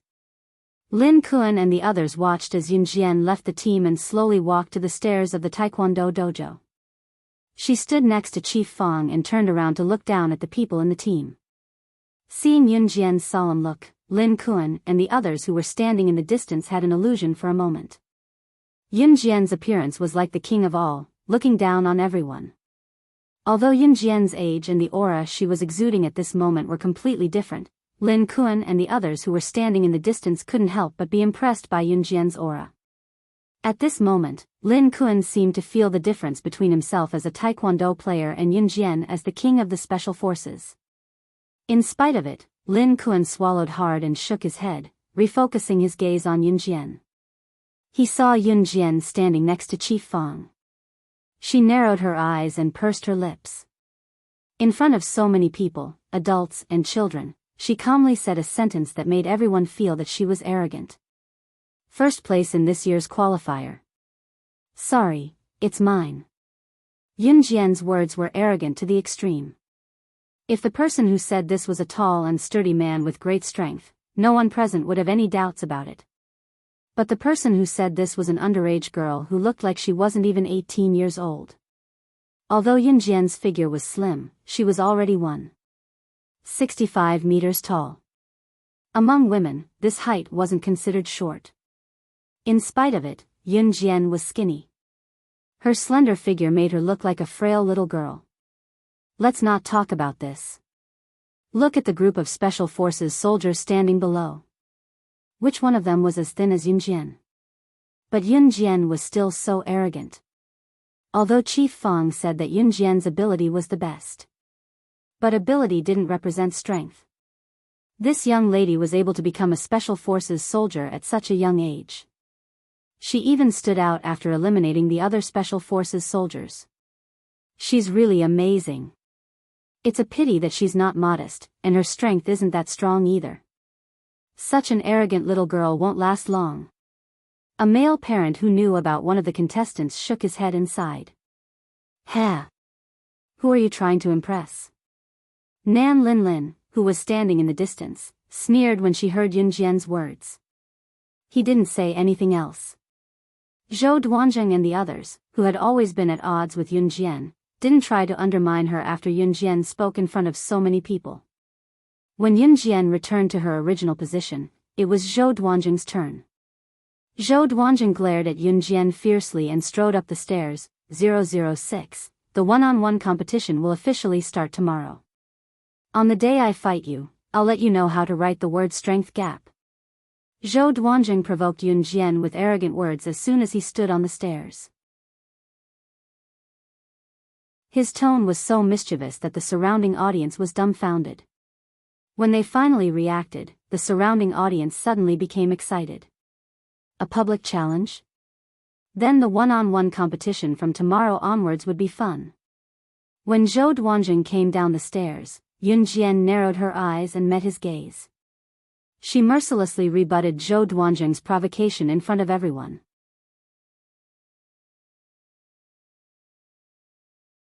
Chapter 1639. Yun Jian's counterattack made Zhou Duanjing's face darken. Anyone who was smart enough could tell that Zhou Duanjing and Yun Jian were not on good terms. "I'll see you in the arena." Zhou Duanjing gritted her teeth and spat back at Yun Jian. Zhou Duanjing was a member of the Special Forces after all. Lin Kuan, who wanted to show off in front of Yun Jian, felt a shiver run down his spine. Lin Kuan was still young. Although he was considered the most talented and powerful among the youths at his age, he was still young. But compared to the Special Forces, it was not even worth mentioning. Especially for a Special Forces soldier like Zhou Duanjing who exuded an imposing aura. Lin Kuan felt his hair stand on end just by looking at Zhou Duanjing's eyes, let alone talking to Zhou Duanjing as arrogantly as Yun Jian did. "I'll wait for the day I kick you out of the competition." That kind of arrogant words. Regardless of Yun Jian's strength, Lin Kuan swallowed his saliva hard. Officer Fang obviously did not stop Yun Jian and Zhou Duanjing from verbally challenging each other. Sometimes, if one didn't stimulate one's potential, one would never know what realm one's strength could reach. After all the members went up to express their fighting spirit, Officer Fang concluded with a final sentence before dismissing everyone. "From tomorrow onwards, no matter if you leave or stay, please remember that you are the best." Some people would be frustrated for life because of one failure. Officer Fang was afraid that the Special Forces soldiers who were eliminated would have doubts about their strength. That was why he would transmit some positive energy to them before every large-scale elimination. "Alright, from now on, you can hang your number tags on your chests. Tomorrow onwards, you will enter the finals and compete one-on-one. You can dismiss now." After Officer Fang finished speaking, he announced the dismissal. The moment Officer Fang announced the dismissal, Luo Berry breathed a sigh of relief for some reason. Luo Berry then took out the number tag from his pocket and fastened it on his chest. Although Luo Berry and Nan Linlin would not be participating in the finals tomorrow, the two of them trained like Yun Jian and the rest. "Why can't this brooch be fastened? Sister Moldy, can you help me take a look?" Luo Berry tried for a long time, but she couldn't close the number tag on her chest. She tugged at it for a long time before leaning towards Su Mei. At this moment, Yun Jian was standing not far away. She crossed her arms in front of her chest and did not touch her number tag. Because Lin Kuan, who was showing off in front of her just now, was standing in front of her. "So you're from the Special Forces. Let's be friends. My dream is to be a Special Forces soldier too. To become a soldier. I believe that with my strength, I can definitely become a Special Forces soldier like you. It's just that God hasn't given me the opportunity to join the Special Forces like you did. But I believe that I will definitely join the Special Forces. I think we must be on the same side. So let's be friends." Lin Kuan confidently extended his hand towards Yun Jian. He had a mysterious confidence that if he joined the Special Forces, his strength would definitely be stronger than Yun Jian's. If a girl of Yun Jian's age could join the Special Forces, it meant that it wouldn't be difficult to stand out in the Special Forces. And with his strength, it would be extremely easy to stand out in the Special Forces. In short, Lin Kuan was full of confidence in himself. Even Yun Jian could not help twitching the corners of her lips when she saw how confident she was. Ah! Lin Kuan actually personally invited a girl to be his friend. So handsome. So handsome. I'm going to faint. Why can't I be that girl? That girl is so lucky. Oh my God, I'm really going to die from how handsome he is. Indeed, Lin Kuan is the most handsome when he's making friends. That girl has a few lifetimes of good luck. She can actually become friends with Lin Kuan. The group of girls who were cheering for Lin Kuan when he was punching earlier all pretended to be infatuated with him. Lin Kuan admitted that he made friends with Yun Jian because of her good looks.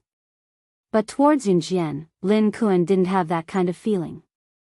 He simply felt that Yun Jian's strength was weaker than his, but he also felt that being a member of the Special Forces might be of great help to his future development.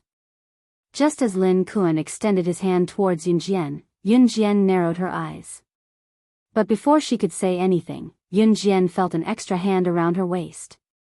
The next second, a large palm grabbed her waist and pulled her into a warm and comfortable embrace. Stay away from my woman and you can live a long life. Chapter 1640. That warm chest, even if Yunjian didn't guess, she could guess who it was. Who else could it be other than him? As long as Yunjian was free and could come out, CE would come to find her. To describe CE in an unkind way, even if she hid at the ends of the earth, he would still use his super invincible nose that was 100 million times more sensitive than a dog's nose to find her. Shoo, if she told him that she dared to use the super invincible nose to describe his ability to find people, Yunjian reckoned that she wouldn't be able to get out of bed tomorrow. He would definitely love and dote on her. You are her boyfriend? Lin Kuan wasn't as ignorant as any of the boys that Yunjian had met before. Other than being arrogant, Lin Kuan was an outstanding person. Hearing CE call Yunjian his woman, Lin Kuan immediately reacted. The man in front of him was Yunjian's boyfriend? We are already married. She is now my wife. CE didn't care what Lin Kuan thought of Yunjian. As he spoke, he reached his slender hand into his trouser pocket. Yunjian only needed to look at CE's hand gesture to know what CE was going to do. He was going to take out their marriage certificate from Country R again. Yunjian felt a little embarrassed to talk about CE's strange habit. She coughed twice and reached out to grab CE's hand, stopping CE from taking out the marriage certificate. CE was going to show off the marriage certificate before putting it back, but with Yunjian holding his palm and feeling the soft, girlish touch, he was so mesmerized by her beauty that he forgot to reach his hand into his pocket to retrieve the marriage certificate. Hearing CE say that Yunjian was his wife, the surrounding people were a little surprised. However, looking at CE's handsome face, they couldn't refute him. CE's handsomeness made everyone present speechless. Ahem. That's her boyfriend, I know. Lin Kuan coughed twice. Couples in school would sometimes use husband and wife to refer to each other. Lin Kuan didn't find it strange. I just want to be friends with her. After all, we are both outstanding talents. It's normal for talents to make friends with talents. Besides, I don't have any bad intentions. Lin Kuan thought that he was in the right as he spoke to CE boldly. In spite of it, CE cut Lin Kuan off halfway through. Do you think you're worthy of being friends with my woman? Befriending his Xiao Jian? CE held back his urge to shoot Lin Kuan as he hugged Yunjian's soft body and refused to let go. So soft, especially the fullness that his arm rubbed against. Just by rubbing her plump breasts with his hand, he could feel her fullness. I really want to rub it, touch it, lick it. Cough, cough. If Yunjian knew what CE was thinking right now, she probably wouldn't allow CE to hug her. Wow. Yunjian, you're married. Congrats, congrats, congrats. As a good friend, I'm definitely going to attend your wedding in the future. Luo Mei was surprised by CE's words, but she chose to believe him and congratulated Yunjian right away. Luo Mei was still fiddling with the number tag on her chest with Su Mei, so she congratulated Yunjian when she heard what CE said. Su Mei was surprised as well, but she was more mature than Luo Mei, so she did not say much. Of course. Hearing that Luo Mei was going to attend her and CE's wedding, Yunjian broke into a smile. Luo Mei lowered her head to fiddle with her number tag after she was done talking to Yunjian. Why couldn't she get it up? Nan Linlin, who was a distance away, was indignant when she saw that Yunjian had such a handsome boyfriend. Seeing that Luo Mei was close to Yunjian and was fiddling with her brooch, Nan Linlin walked over and bumped into Luo Mei hard. Ah! Luo Mei fiddled with the brooch, and it pierced into her hand.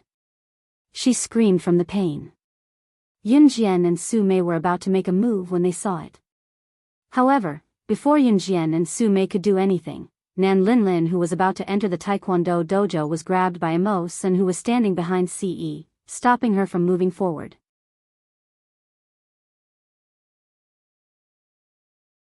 Chapter 1641. If a person were to stand up for someone of the opposite sex whom they had never met, then this person might just be mentally unstable and suddenly wanted to avenge the other party. Mo Sen, who stood behind Ce, saw from the best position that Nan Linlin saw Luo Meiyue fiddling with the brooch on the number tag and purposely bumped into her, causing Luo Meiyue's hand to stab the brooch hard. Yun Jian was Luo Mei's friend, but when Mo Sen saw this scene, he instinctively rushed forward to avenge Luo Mei.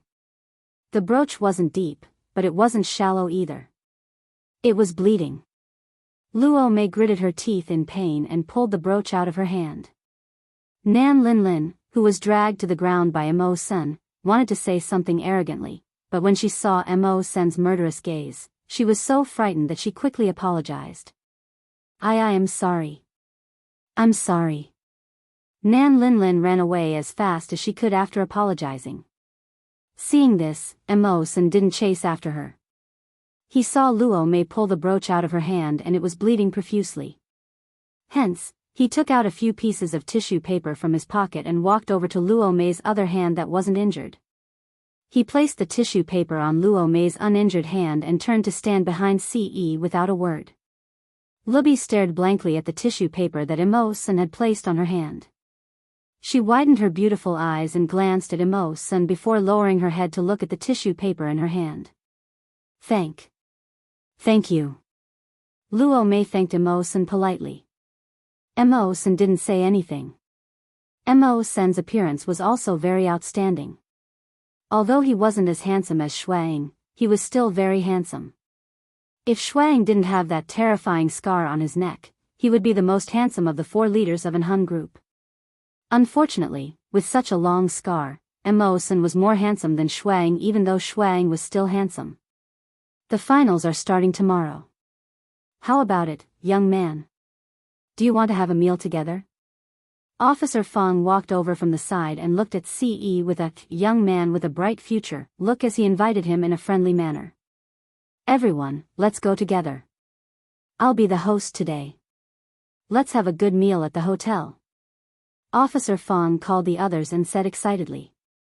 Since Yun Jian wanted to go, Ce naturally wanted to go too. Nan Linlin's plan failed and no one wanted to talk to Luo Mei. Even Officer Fang's opinion of her. Hence, no one called her when they went to the hotel for a meal. Officer Fang ordered 3 to 4 tables of food. More than 20 people gathered together and ate with relish. Tomorrow was going to be a new battle, but before that, it was best to relax while he could. Luo Mei to see Luo Mei. Luo Berry was a little shy because Mo Sen had stood up for her just now. She didn't dare to raise her head. Yun Jian was holding a glass of Sprite and enjoying it. Delicacies were usually eaten slowly and in the most comfortable way. Only then could one understand the true essence of delicacies. Officer Fang came over with a glass of wine and toasted Ce and Mo's senator then. He walked over to Ce curiously. Seeing that Ce had not let go of Yun Jian's hand, he jokingly asked Ce in front of everyone. You 2 young people are so loving. You can't bear to let go of each other at all times. Speaking of which, how far have you 2 young people gone? Officer Fang raised his eyebrows and looked at Ce curiously. Yun Jian's hand paused when she heard this. Then, Ce suddenly said, I've done everything I should and shouldn't. This short sentence made everyone's imagination run wild. Ce's level of lying had not changed at all. Yun Jian nearly spat out the Sprite in her mouth. She choked on it twice. Chapter 1642. Pfft. As soon as Ce finished speaking, Officer Fang, who was holding a glass of wine to toast Ce, didn't forget to toast the people around him. When Ce said the last sentence, Officer Fang was still holding a glass of wine to toast the people around him. At the same time, Officer Fang had already put the glass to his mouth and took a small sip of wine. The wine was still lingering in his mouth, but before he could swallow it, Ce's words had already rung out. These shocking words caused Officer Fang to spit out the wine he hadn't swallowed in time. It sprayed directly onto the face of a Special Forces soldier sitting in front of him. After Officer Fang let out a sigh of relief, his expression changed drastically. He hurriedly took out pieces of tissue paper from the dining table and apologized while wiping the face of the Special Forces soldier who had been sprayed in front of him. "Sir. I'm fine." The Special Forces soldier, who had been sprayed all over, looked at Officer Fong with a fake smile and continued speaking. How could he be fine? His face was covered in the other party's saliva. Cough, cough. "It's my fault, it's my fault." Officer Fong forced an awkward smile and looked at the Special Forces with an apologetic expression. After wiping the Special Forces soldier's face, Officer Fong came back to his senses and saw that CE had already let go of Yun Jian's belly. Actually, Yun Jian had blushed and slapped away CE's hand, who had shamelessly lied in front of everyone. The dishes were served one after another. At this moment, CE wasn't holding Yun Jian's hand. Officer Fong was a little puzzled, but he didn't ask any further. Cough. He was afraid that he would ask something strange again. The Special Forces soldiers had all undergone a physical examination before entering the selection grounds. Professionals could tell if a woman was pregnant just by touching her belly during the physical examination. Therefore, Officer Fong wasn't afraid that Yun Jian would hurt her belly and have a miscarriage during the finals. Cough, cough. CE pampered Yun Jian so much. He had been holding on to Yun Jian's hand ever since he entered the room. Why did he let go now? Just as Officer Fong was puzzled, CE reached out with his slender hand. His well-defined hand held a pair of chopsticks and picked up a lobster from a plate not far away. He then placed it into his bowl. Then, he used his delicate and perfect hands to peel off the shell of the lobster. Young people these days like to eat lobsters. Lobsters live in unclean places, so it's better to eat less of them. A Special Forces soldier next to him smiled and nodded before speaking to CE. The Special Forces soldier was in his 40s and was considered old for his age. He was also very concerned about his diet and health, so he did not mean anything else when he said that to CE. Lobsters originally lived in dirty places such as smelly drains, so it was useless to eat too much of them. However, if one really liked to eat them, they could still eat them a few times. Young people these days don't know how to eat healthy food. They only care about tasty food. Old Cheng, don't try to persuade him anymore. Young people, eat well. It's best to eat and drink well first. Another Special Forces soldier next to the kind-hearted Special Forces soldier chimed in. Both of them were veteran officers who had been in the army for many years. They were strong and capable. As the two of them chatted, the topic of their conversation changed to something else. CE, on the other hand, had not said a word since the beginning. His handsome face didn't look at Yun Jian. Instead, his eyes were fixed on the lobster he was peeling. Everyone around them thought that CE liked to eat lobsters. Some people liked to eat lobsters, but they were too lazy to peel them. Delicious lobsters were usually fried with oil. After peeling the lobster, one's hands would be covered in oil. It was so oily that it couldn't be washed off. Therefore, many people were too lazy to eat lobsters even if they liked them. At least, the people around them thought that CE was hardworking. Just as CE was peeling the lobster swiftly and everyone thought that he was going to swallow it, CE touched the plate of the lobster. CE dipped the lobster meat in the bottom of the plate and fed the lobster that he had painstakingly peeled to Yun Jian. Xiao Jian, eat. He looked at her gently, showing a tenderness that he only showed to her. The people around them were surprised.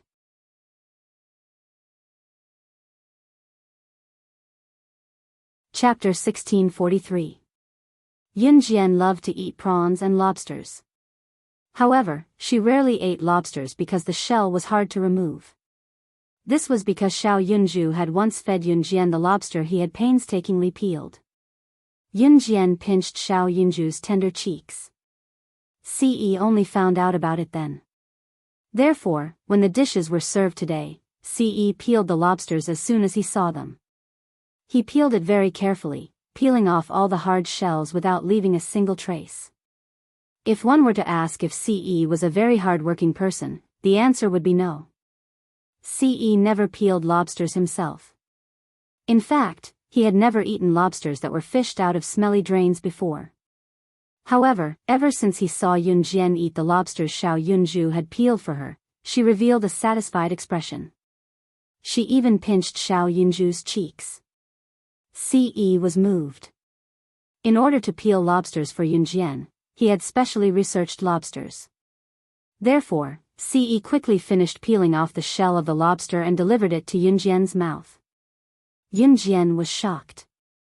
She glanced sideways at Ce. However, as she watched Ce, she bit, chewed, and swallowed the lobster.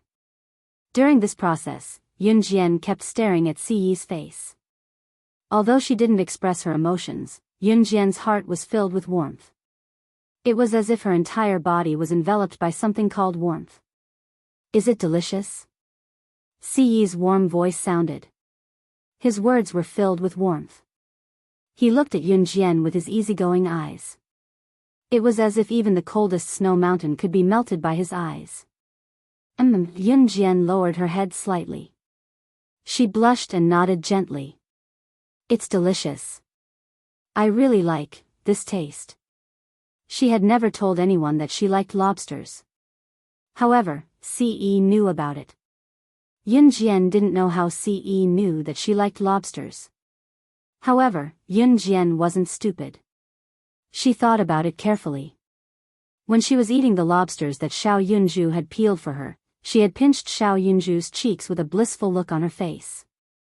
At that time, he was there too, he must have seen it then. Yunjian didn't expect Ce to be able to observe her in such detail. Therefore, she was touched at this moment. When she had been the king of secret agents, slaying God, she had never trusted anyone easily. No one had ever observed her every move and knew her every word and action in order to understand her better. There had been people who had observed her every move and grasped her words and actions to the fullest extent, but they had done so in order to kill her. Someone like Ce, who only wanted to make her eat happily, had never appeared before. After feeding her the lobster, Ce peeled another one. He removed the shell of the lobster and placed the meat into Yunjian's bowl. Everyone at the same table could feel how much Ce doted on Yunjian. They were speechless when they saw how much Ce spoiled Yunjian. By the end of the meal, Yunjian's mouth was stained with lobster oil. Yunjian loved good food. She had been like this in her previous life. However, she had never revealed this hobby in front of outsiders. Coincidentally, Ce knew about it. When Yunjian had finished all the lobsters, Ce wiped his perfect and slender hands with tissue paper. The two of you are so lovey-dovey. Haha. We old men can't take it anymore. When they left, the Special Forces soldiers laughed and teased Yunjian and Ce. In the end, only Yunjian, Ce, and a few others were left. Yunjian caught a glimpse of Ce's hand. Because he had peeled a plate of lobsters, his perfect fingers were red from the hard shell of the lobster. However, Ce didn't say a word of dissatisfaction. Seeing this, Yunjian's heart skipped a beat. She reached out and held Ce's large hand. Chapter 1644. Ce was sometimes funny and shameless to the extreme. Although sometimes, Yunjian was too embarrassed to say that she knew him. However, Yunjian knew that Ce cared about her, which was why he sometimes acted so childishly. Thinking of this, Yunjian revealed a blissful smile. To be able to meet Ce after her rebirth was her greatest happiness in every lifetime. Whether it was when she was the sorcerer goddess in her previous life or now as Yunjian, she wanted to be with him forever. Until death. When Yunjian returned to the Taekwondo dojo, Ce accompanied her all the way. Yunjian stayed in the hotel on the third floor of the Taekwondo dojo and shared a room with Luo Mei. Su Mei and Nan Linlin shared a room. The contestants were not allowed to change their rooms or go out to find another place to stay during the competition, so Yunjian naturally could not go out with Ce. Therefore, Ce also booked a room on the third floor of the Taekwondo dojo, which was not far from Yunjian's room. Of course, Mo-san did not dare to stay with Ce, so he stayed next to Ce. The night continued to spread. At 10 o'clock in the evening, there were 2 beds in their hotel room. Yunjian slept on the one by the window while Luo Mei slept on the one by the bathroom. Where are you going? Yunjian sensed Luo Mei walking towards the door. In the darkness, although her eyes were closed, she suddenly opened her mouth the moment Luo Mei walked towards the door. Luo Mei originally wanted to sneak out by herself, but she did not expect to be discovered by Yunjian. Luo Mei originally thought that Yunjian was asleep, so her movements were light when she went out. However, Yunjian's voice suddenly rang out, which startled Luo Mei. "Ah, you scared me. You're not asleep yet? I want to take a walk on the rooftop." "I can't sleep," Luo Mei said to Yunjian after she calmed down and patted her chest in fright. After a while, Yunjian's voice sounded faintly. After a pause, Yunjian nodded and said, "Don't go back too late. It's not safe." "Yes. I was just going for a walk. I'll be back soon." Hearing that Yunjian cared about her, Luo Mei was moved for a while and nodded vigorously. Luo Berry was born in a wealthy family. Her family was very rich. For example, her family was so rich that they could buy dozens of helicopters in one go. They were also the aristocratic families that people often talked about. Although Luo Mei was the eldest daughter of a wealthy family, she was usually very lonely. Her mother was a strong career woman, and her father was the chairman of a company. The 2 of them took turns to go on business trips, and the only one who took care of Luo Berry was the nanny at home. But as a nanny, how good could she be to a person? Lubi had been very lonely since she was young. Because of her good family background, many children were unwilling to make friends with her. Some time ago, even her best friend had left her. The reason was that her best friend's boyfriend saw that Luo Mei's family background was good, so he forced her to break up with her best friend to pursue her. Luo Mei naturally didn't agree, but after she rejected the pursuit of her best friend's ex-boyfriend, she went to find her best friend. Luo Mei still remembered that day. After she found her best friend, she tried to reach out to her best friend. But she gave her a resounding slap on the spot. In front of everyone, she called her a whore and said that she could steal other people's boyfriends just because she was rich. That was why Luo Mei came to the selection field without hesitation. She wanted to let herself forget the past that she didn't want to remember in the painful training. After hearing Yunjian's concern, Luo Mei was very moved. At this moment, she had already left the hotel room and walked to the rooftop. The Taekwondo dojo only had 3 floors, but the rooftop was very big and the decoration was very good. Luo Mei's heart was low, and she had already reached the top of the rooftop. Just as Luo Mei opened the door of the rooftop, she bumped into a slender figure.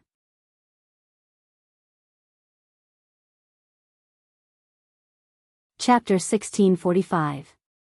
When Luo Berry met Mo's son, she was really shocked. She originally just wanted to go to the rooftop to relax. It was already very late at 10 o'clock in the evening. Most of the people in the Taekwondo dojo were already asleep.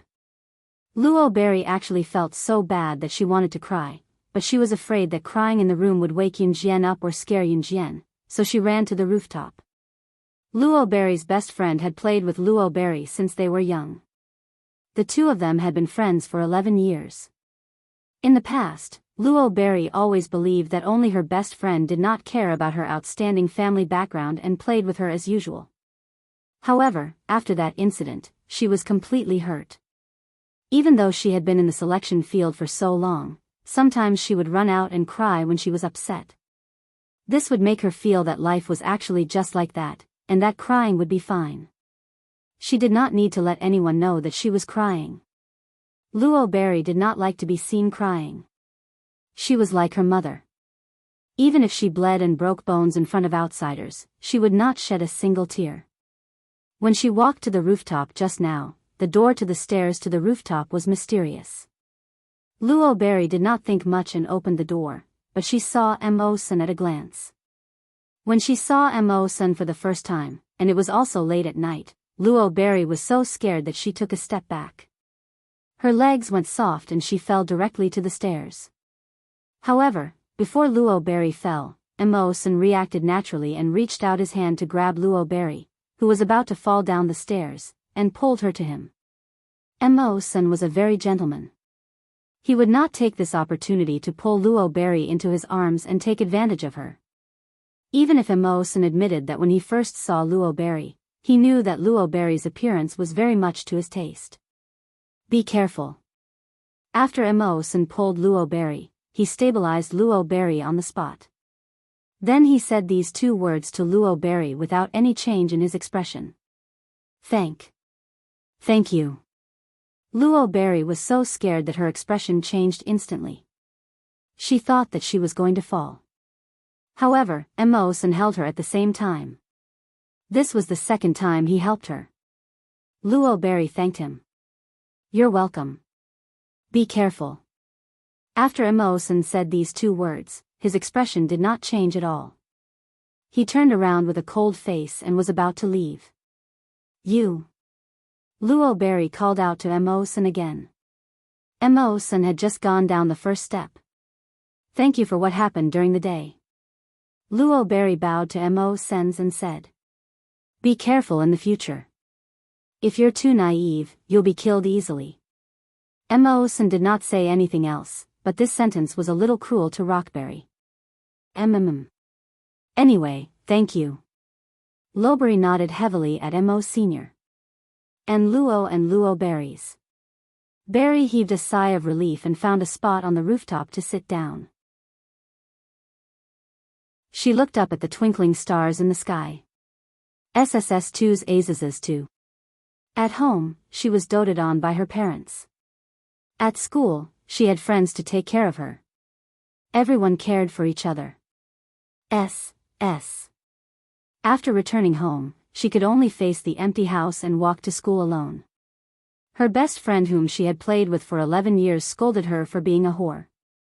But now that he thought about it, he felt heartache. SSS's. Looking at the stars in the sky, one by one, they snuggled together. The tears in Luo Berry's eyes flowed out. Fortunately, everyone was asleep at this time. Luo Berry was a strong person. She did not want to show her weakness in front of others. But in the dark, she would cry. Like all young girls in their youth, she would bear her own pain alone. After crying for about 20 minutes, Luo Berry did not make any sound when she cried.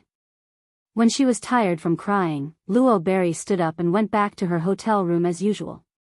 Suddenly, a man's voice sounded in her ear. Stop crying. Luo Berry stood up and saw Mo-san standing beside her. She was so scared that she took a big step back and asked on the spot, You. Why haven't you left? You.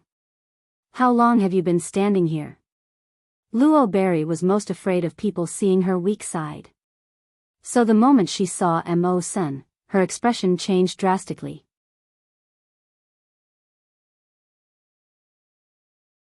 Chapter 1646.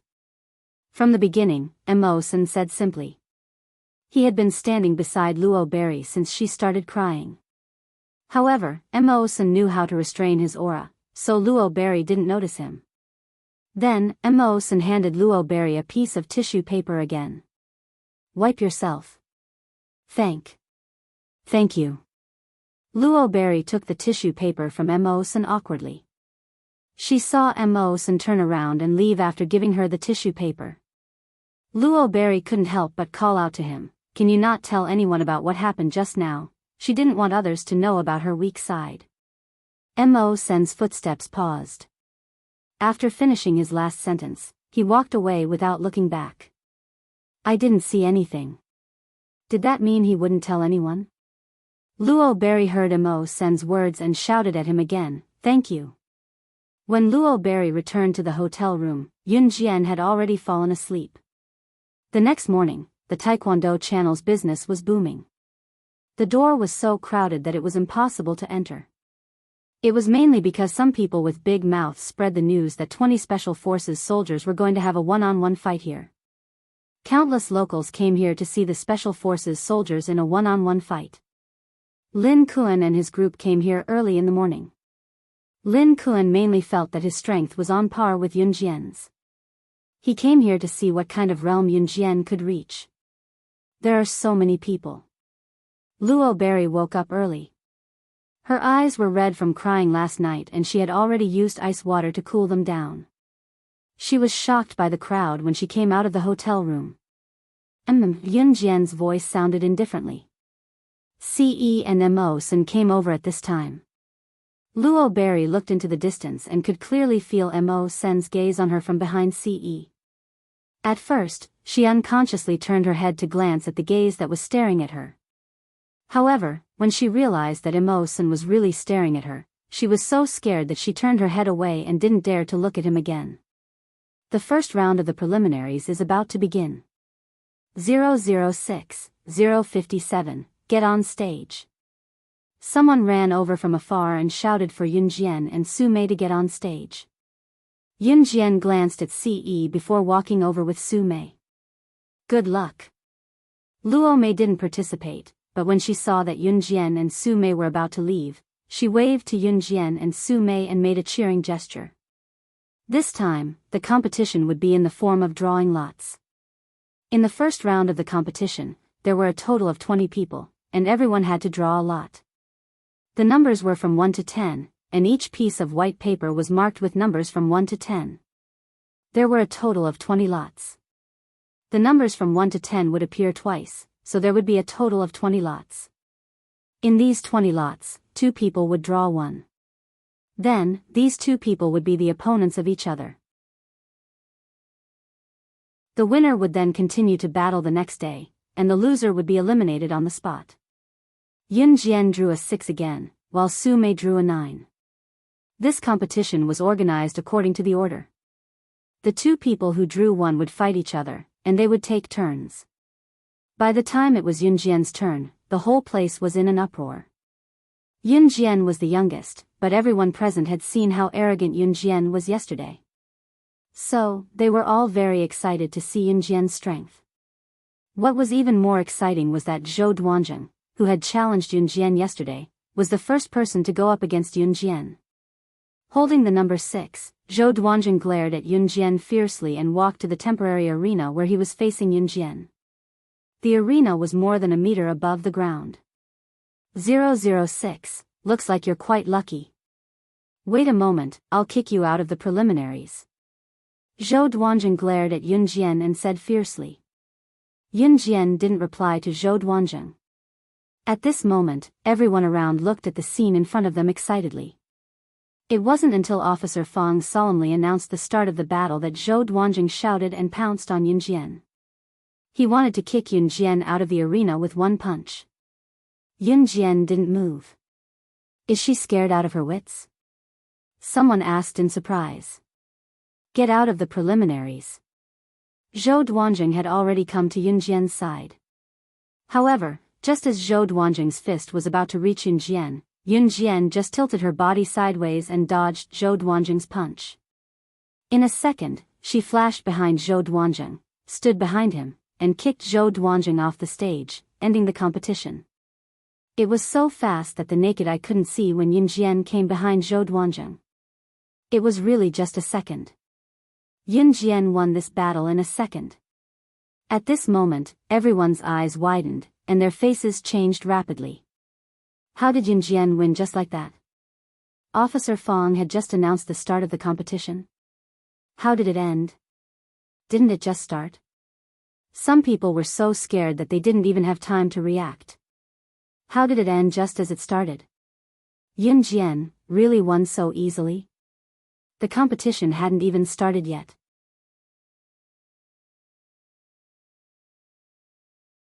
Chapter 1647. It was really 1 second. Yunjian kicked Zhou Duanzheng off the stage in 1 second, and at the same time ended Zhou Duanzheng's delusional thoughts of representing Z country to the hunting organization. If it wasn't for Zhou Duanzheng's arrogance, Yunjian wouldn't have let him off the stage in such a pathetic state. It was because of Zhou Duanzheng's arrogance that Yunjian directly finished him off, causing Zhou Duanzheng to lose face for the rest of his life. Being kicked off the stage in 1 second by a teenage girl, Zhou Duanzheng couldn't care less about the pain. He scrambled up from the ground, but he didn't have the face to stay there anymore, so he turned and ran away. There was a dead silence in the surroundings. Everyone was waiting to see the battle between Yunjian and Zhou Duanzheng. However, this battle had ended before it even started. The final result was Yunjian's instant victory. Instant victory over a male special forces soldier who was ranked within the top 20 in the country. Yunjian's ability was beyond everyone's expectations. It was something that they had never expected. Hence, Lin Kuan, who saw this scene, sat up straight. His eyes were wide open, as if he had seen a ghost. Originally, Lin Kuan had vowed to Yunjian that he wanted to be friends with Yunjian, because he thought that his ability was only higher than Yunjian's. However, at that moment, Lin Kuan felt Zhou Duanzheng's power. More specifically, he felt Yunjian's ability. Just now, when Zhou Duanzheng threw a punch at Yunjian, if it was Lin Kuan, he probably wouldn't even have the ability to withstand that punch. In spite of it, Yunjian had dodged Zhou Duanzheng's punch. That wasn't all. She actually went from Zhou Duanzheng's front to Zhou Duanzheng's back in just a second and kicked Zhou Duanzheng off the stage. Lin Kuan's shock couldn't be described with words. In comparison, the few special forces soldiers who were in Zhou Duanzheng's group didn't look too good. After the silence in the crowd, a huge wave of applause erupted for Yunjian. Good. Good. Good. Too amazing. This is an instant victory. This little girl has a bright future ahead of her. Based on this strength, I reckon there's hope for him to enter the top 3. The public who had ridiculed Yunjian for not being able to win immediately turned to Yunjian's side. Now, all that was left was their high praise and confidence for Yunjian. Su Mei and Luo Berry stood in the distance. Because Su Mei had drawn the number 9, she was not in a hurry to go on stage. Ah. 006 is too awesome. Awesome. Awesome. Luo Mei was standing beside Su Mei. When she saw that Yunjian had accepted the challenge, she was more excited than anyone else. She looked at Yunjian, who was standing in the arena, and reached out to touch Su Mei's arm. Sister Jiang, she won. I knew she would win. Luo Mei said as she shook Su Mei's hand. She was so excited that she almost jumped up. Cough cough. A muffled cough came from the side. It was a magnetic male voice. Luo Berry held her hand and had just recovered from her excitement. She raised her head and looked to the right, only to see Mo Sen's handsome side profile. Ah. Where's Sister Jiang? Luo Berry suddenly realized that she was holding Mo Sen's hand. She was so shocked that she quickly let go and asked. I'm here. Su Mei was standing beside Luo Berry just now, but she had walked away. When she saw that Luo Berry had held the wrong person, Su Mei said awkwardly. Luo Berry's face suddenly turned as red as an apple. Yunjian stood in the arena. Just as she was about to leave the arena, she saw Ce, who was standing below the arena, jump onto the arena with one leg. He held Yunjian's hand and walked down. The arena was open to the audience. Hence, the scene of Ce holding Yunjian's hand and leaving the arena was exposed to the audience. Ce seemed to be holding Yunjian's hand and walking down the arena after declaring his sovereignty. In addition to Ce's unbelievably handsome looks, Yunjian's pretty face was a perfect match for him. The degree of compatibility between the two of them made the audience below scream.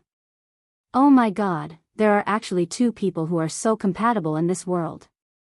They are so loving.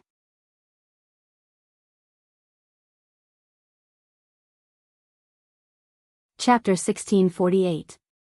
Ce was completely oblivious to the cheers and screams of the crowd below as he grabbed Yunjian's hand and walked down the ring. Ce was currently wearing a black leather jacket with a simple white casual shirt underneath and a pair of black jeans. From the back, Ce was dressed in black from head to toe. His short hair was very eye-catching.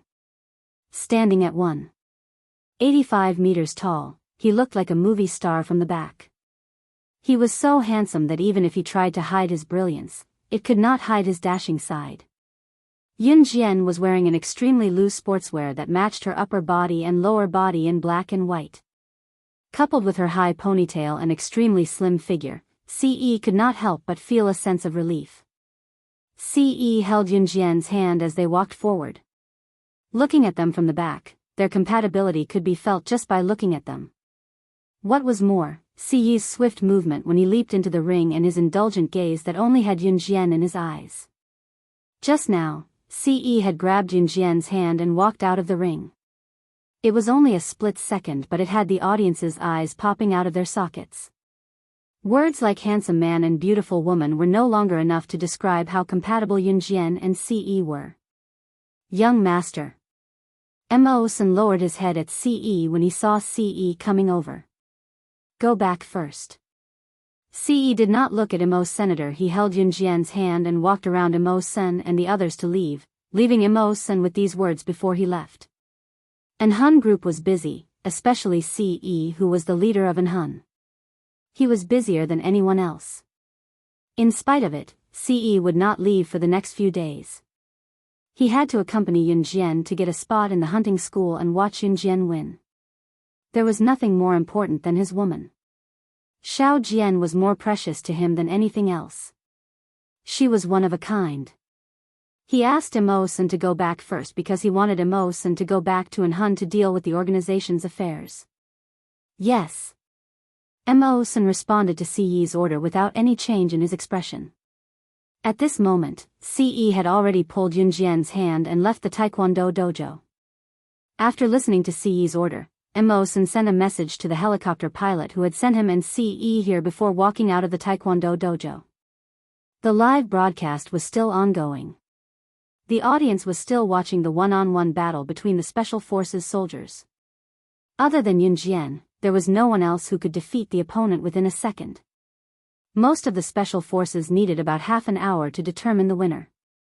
There were some who were more outstanding, but compared to Yun Jian, they were not worth mentioning. Seeing that Mo-san was about to leave, Barry opened her mouth and shouted, You're leaving? In such a noisy Taekwondo dojo, Mo-san heard Rockberry's shout immediately. Luo Berry's appearance suited Mo-san's taste very well, and her voice was very recognizable to Mo-senator. Even if he didn't deliberately listen to her, he could still hear her voice in such a noisy scene. Yes. Mo-san was a man of few words. Then, you won't appear again? Luo Mei was confused and felt a sense of loss. Yes. Mo-san still answered with one word. When Luo Berry heard this, she was disappointed. However, the two of them had never interacted before. This meeting was just a coincidence. Whether they would meet again in the future would depend on fate. Oh. Be careful, then. Luo Berry said to Mo-san dejectedly. Anyone would be able to sense the sense of loss that he was feeling. Be careful? Worried about him? Mo-san's footsteps paused slightly. He paused for a moment before leaving. Then, he softly left behind an before walking away without looking back. Mo-san was different from Adam. Although Mo-san and Adam were biological brothers, Adam would do anything to keep the things he liked. However, Mo-san was different. Mo-san was not good with words when it came to the things he liked.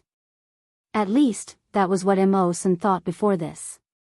His and Adam's lives were given by the young master, so their lives belonged to the young master. People had to learn to be grateful, and Mo-san was the same. Looking at Mo-san's slender figure, Luo Berry's eyes darkened, and she didn't look anymore.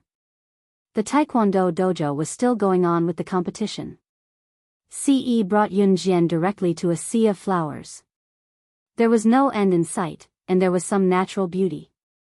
Trees, mountains, rivers, everything was natural scenery, and nothing could be more beautiful.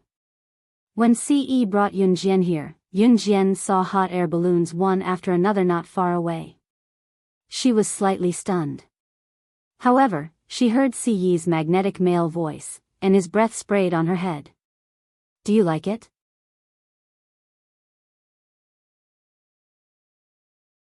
Chapter 1649. This was a sea of flowers, and the surroundings were colorful. It was so beautiful that it was like a paradise on earth, with a kind of natural beauty. Ce held Yunjian's hand as they slowly walked over. Yunjian looked around before looking up at Ce. Where are we? We can travel all over the place in the hot air balloon. Do you like the beautiful scenery we found yesterday? Ce asked again.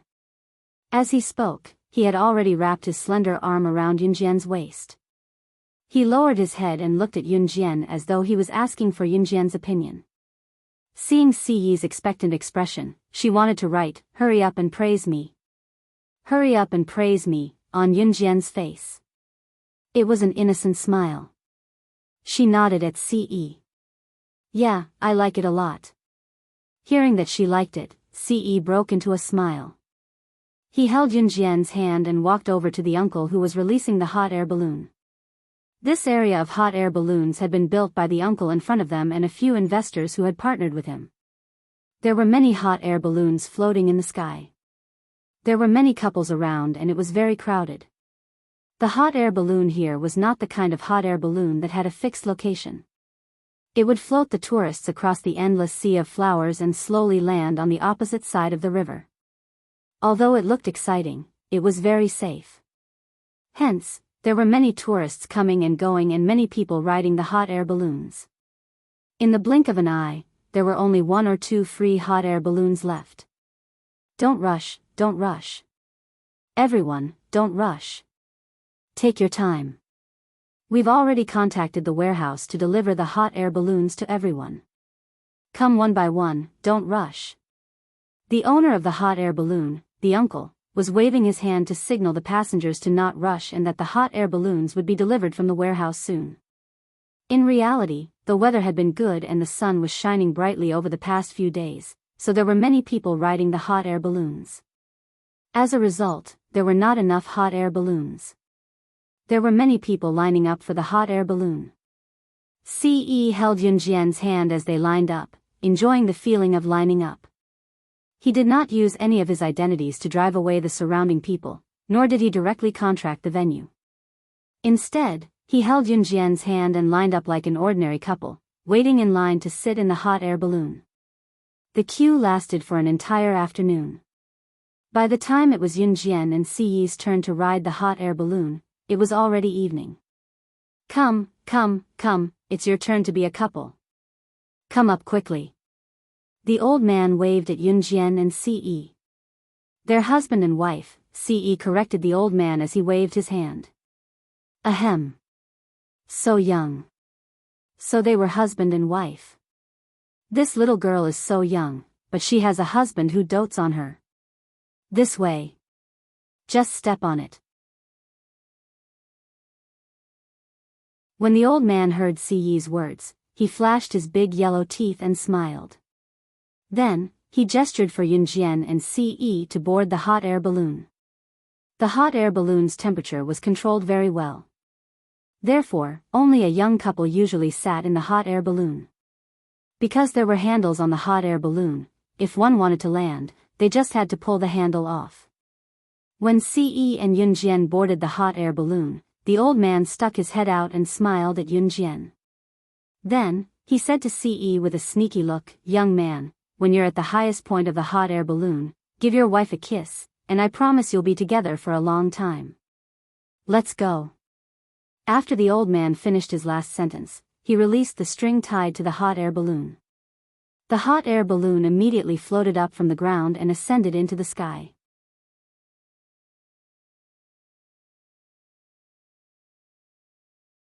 Chapter 1650. Yunjian heard what the old man said to Ce, but she didn't take it seriously. This old man actually wanted Ce to kiss her when the hot air balloon was at its highest point. Yunjian didn't see the smile on Ce's face. She also didn't take the old man's words to heart. Instead, she placed her hands on the railing of the hot air balloon. She wasn't afraid that she would fall if she stayed close to the railing. Yunjian stood at the edge of the railing. The wind whistled past, blowing her long straight ponytail. Yunjian stood against the wind. The wind was too strong. She squinted her eyes slightly and enjoyed the coolness of standing on the hot air balloon. Ce stood beside Yunjian. He leaned against the railing with his back facing Yunjian. He sized her up with his sharp eyes and stared fixedly at her. The hot air balloon was still on the verge of falling as it ascended, but Yunjian and Ce weren't afraid at all. Ah!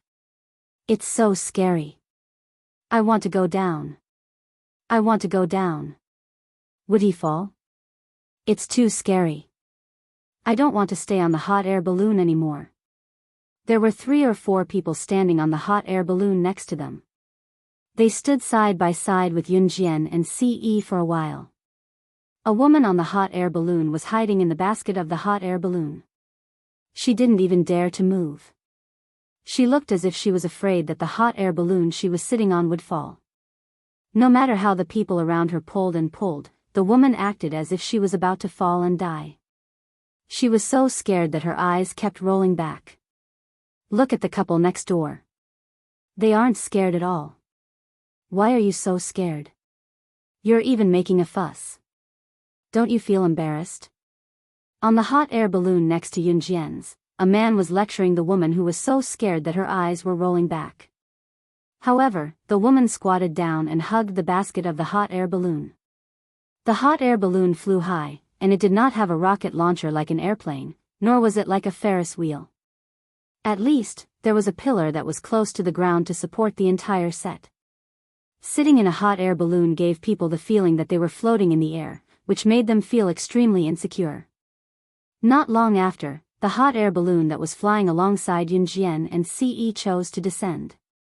It was probably not going to play anymore. On the other hand, Yunjian and Ce's hot air balloon gradually rose higher and higher until the people standing on the ground felt as if they were about to fly into the clouds. The heat of the hot air balloon only lasted for a short while. It rose to its highest point and then began to gradually decrease. Ce sized up Yunjian. This made Yunjian shy for a moment. You. Why do you keep looking at me? There was no one here, but it had risen to the highest point. Yunjian was a little shy as Ce kept staring at her. Ce had always been a person who was not good with words. He was not good with sweet nothings and did not know how to do romantic things. It was rare for him to be romantic today. Just as Yunjian lowered her head, feeling shy from Ce's stare, Ce suddenly said, "Xiao Jian, I love you." She was shocked by Ce's words. He had barely mentioned words like and love in the past, let alone saying, "I love you," in a situation like this.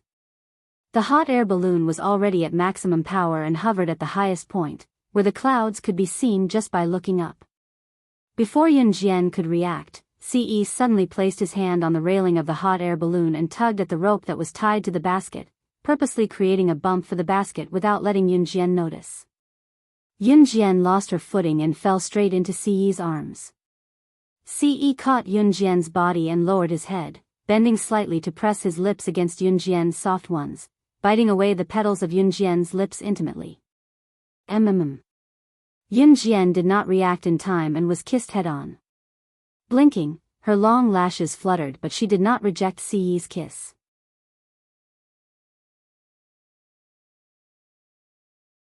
Chapter 1651. They were in the sky. How dare he? Yunjian slapped Ce's pig-trotter hand away. She pressed her hand against the spot in front of her chest and Ce's chest. "Xiao Jian, let me touch." Ce released Yunjian's lips playfully and made a shameless request to Yunjian. "Don't." Yunjian refused. In the end, she could not win against Ce. In the end, Ce reached his hand into her bra through her skin. After getting off the hot air balloon, Yunjian ignored Ce and walked forward alone. He had actually acted so bashfully in front of her on the hot air balloon just now. Yunjian did not want to talk about his bashful behavior anymore. "Xiao Jian, what's wrong?" Ce came over to hold Yunjian's hand as usual and turned to ask her. Yunjian did not fling Ce's hand away, but she ignored him. "Did I touch you just now?" Before Ce could finish, Yunjian tiptoed to cover Ce's mouth. Talk again and you're not allowed to do this in the future, Yunjian told Ce. To Ce, her words sounded coquettish, causing Ce's lips to curl into a pretty smile. Did she mean that he could still treat her like this in the future? Seeing Yunjian fling his hand away softly and walking away, Ce's lips curled up before he chased after Yunjian. Every Special Forces soldier was only allowed to fight once a day. A total of 10 Special Forces soldiers were eliminated in today's one-on-one battle. Among the candidates recommended by Principal Ma, other than Yunjian, only Su Mei was not eliminated. The rest, be it Su Wenming, Wang Buren, or Dong Xiu, were eliminated. The next day's battle was a 5 versus 5 battle. Yunjian did not perform outstandingly on the second day, but after a few minutes of sparring, she kicked her opponent out of the ring and declared her victory. On the third day, there were only 5 people left. These 5 people were Yunjian, Su Mei, Wu Ningnai, and 2 other men whose names were unknown. 2 women made it to the final round of this year's qualifier. This made the audience a little surprised.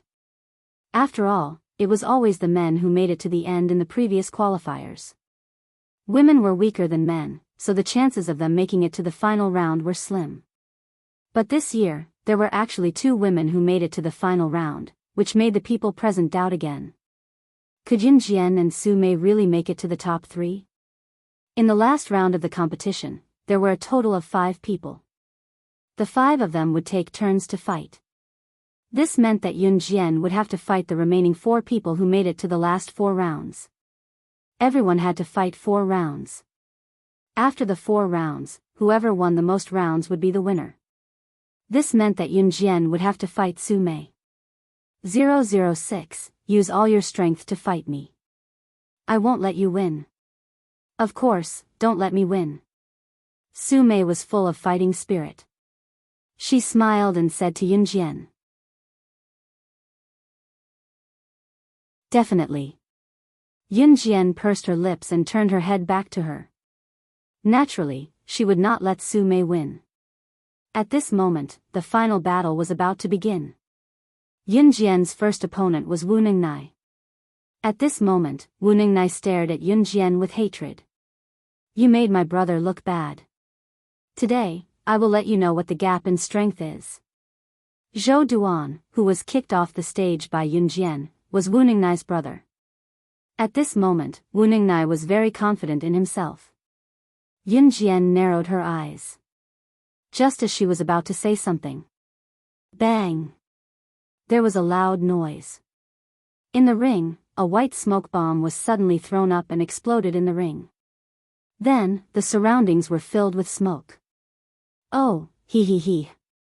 A snake-like female voice was heard. The crowd saw a woman with a perfect body standing before them. She was 1.7 meters tall and had a voluptuous figure. The woman who suddenly appeared held a whip in her hand. After laughing, she used the whip to whip Wu Ningnai and threw him off the stage. Then, the woman met Yunjian's eyes. In front of Zhou Duanzheng, Chief Fang, Nan Linlin, Lin Kuan, and the rest, she mocked Yunjian. Slaying God, the #1 secret agent on the international secret agent ranking, is actually fighting with this bunch of trash. If this gets out, people will laugh themselves to death. The #1 secret agent on the international secret agent ranking, slaying God? Yunjian? Everyone's expression changed when they heard the woman's words. They thought that Yunjian would deny it. However, the moment Yunjian saw the woman in the ring, she narrowed her eyes and smirked slightly. She did not need to guess to identify the woman.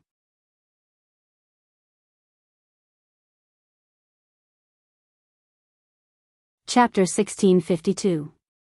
When this voluptuous woman appeared out of nowhere and pointed out that Yunjian was slaying God, the king of secret agents on the international secret agent leaderboard, no one could react in time. They were all stunned on the spot. Slaying God, the #1 secret agent on the international secret agent leaderboard? To some people, this title was something that they would never be able to touch in their lifetime. This was the kind of gap that an ordinary person would never be able to come into contact with a national leader. To the crowd, it was impossible for Slaying God, the #1 secret agent on the International Secret Agent Leaderboard, to appear here. She was someone on the Secret Agent Leaderboard. She was someone who could kill. Therefore, when the crowd heard Leng Mei's words, they were all stunned for a moment. However, before the crowd could react, Yun Jian had already met Leng Mei's eyes and pointed out her identity in front of the crowd. This caused the crowd, who had yet to recover from their shock, to be fiercely shocked once again. Blood doll? 006, the blood doll that you're talking about, could it be the latest assassin organization in Southeast Asia? It said that it rose at lightning speed and swept through all the assassin organizations in Southeast Asia. In the end, it became the #1 assassin organization in Southeast Asia. Its position is feared internationally. Chief Fang stood next to the ring. Leng Mei had thrown a smoke grenade without any warning. His field of vision was obscured by the smoke grenade. When his field of vision returned to normal, Chief Fang saw the voluptuous Leng Mei standing in the ring. She was dressed a little skimpily, but her private parts were completely covered. Based on what Yun Jian had said earlier, the woman who suddenly appeared in front of everyone was the #1 expert under the Blood Doll leader, Leng Mei. Rumor had it that the #1 expert under the Blood Doll leader, Leng Mei, was an expert in using a whip. Her whip was accurate and she only needed one whip to kill someone. Her ability was amazing. Even if she was not on the International Secret Agent or Assassin Leaderboard, her skills were almost on par with them. To be honest, when Leng Mei said that Yun Jian was the #1 secret agent on the International Secret Agent Leaderboard, Slaying God, not many believed her, especially Chief Fang and the others. After all, Yun Jian's age was obvious and she was Officer Ji's daughter. How could she be Slaying God, the top secret agent in the world? But just by looking at her cold demeanor, the way she appeared, and the way she whipped Wu Ningnai off the stage, her swift and fierce skills. The identity of Leng Mei, the #1 expert under the Blood Doll's leader, was a given. Yun Jian didn't answer Officer Fang's question. When Leng Mei heard Chief Fang call Yun Jian 006, he was first stunned. Then, he laughed and continued to speak to Yun Jian. 006. Slaying God, this is the same serial number as when you first joined in Hun.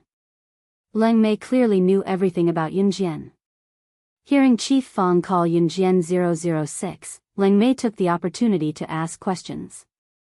After the surrounding people knew Leng Mei's identity, they were all scared witless. Just when the crowd thought that Yun Jian would back off, Leng Mei didn't say anything. Unexpectedly, Yun Jian ignored Leng Mei's words. She lowered her gaze slightly and looked up at Leng Mei with her piercing gaze. Her smile was blurry, as if her every frown was laced with murderous intent.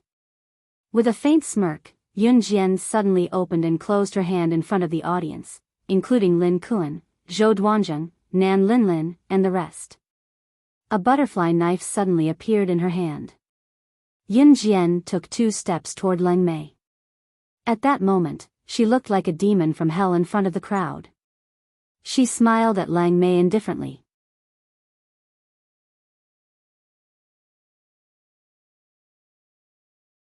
Chapter 1653. Yun Jian's words were clearly heard by all the spectators in the Taekwondo dojo. Everyone was shocked by Yun Jian's words and her confident aura. 006. You're crazy. How dare you talk to Leng Mei, the top fighter under the Blood Doll leader? Come back. We have to fight side by side. Officer Fang's face changed when he heard what Yun Jian said to Leng Mei. Was Yun Jian crazy? How dare she talk to Leng Mei like that? Leng Mei was the top fighter under the Blood Doll leader. Even if they had more than 20 special forces, they would have to think twice before dealing with her, right? But what about Yun Jian? How dare she say to Leng Mei, Blood Doll, including you, will become my captives so blatantly? Was she crazy? 006 is crazy. She must be crazy. Not only will she be finished by saying such things, but she will also get everyone here killed. Zhou Duanzheng was already holding a grudge against Yun Jian because she was disqualified in the preliminaries. Now that he heard Yun Jian's words, Zhou Duanjing took the opportunity to speak to the people around him in an extremely exaggerated tone. Everyone around the Taekwondo dojo panicked when Zhou Duanjing shouted. They all thought that Yun Jian would get herself killed by saying such things to Leng Mei. She's crazy. She provoked the Blood Doll organization in Southeast Asia. That's fine, but she wants to drag us down with her. We're ordinary people. If she wants to die, then she can die by herself. Why should she drag us down with her? With Zhou Duanjing's shout just now, the people around them cursed Yun Jian, who was on the stage. Everyone thought that Yun Jian's behavior just now would harm everyone. Get out. Get out. What 006? Get out. Selfishness. Shameless. We don't need special forces like you in our country. There were even people who cursed at Yun Jian, who was standing in the ring with chilling words. Although Yun Jian's words were arrogant, Leng Mei didn't dare to take Yun Jian's words as a joke. What a joke. She was not dumb enough to think that Yun Jian was joking when she heard slaying God's words. However, Leng Mei was stunned at this moment. She was stunned by the audience, who were desperately shouting for Yun Jian to get out of the arena. However, Leng Mei only smiled coldly for a while, as if mocking the ignorant audience below. This group of selfish humans. Bang bang bang. At this moment, 3 gunshots rang out and hit the high ceiling of the Taekwondo dojo without warning. The gunshot rang out and the gun fell. When everyone reacted, they were so scared that they screamed, "Ah! Ah! Ah! Gun! You have a gun!" Before the exclamation could be heard, the crowd had already rushed out of the Taekwondo hall. However, before anyone could rush out of the Taekwondo dojo, the gunshot rang out again. This time, it landed at the entrance of the Taekwondo dojo. As the crowd passed by, they saw CE standing at the same spot. His slender fingers were on the gun's buckle, preventing anyone from leaving the Taekwondo dojo until the screaming crowd quietened down. His cold voice was heard and his tone was even more arrogant than Yun Jian's. "If you say anything bad about my woman again, don't even think about leaving this place unless you're a corpse." How could he make it sound so easy to kill someone?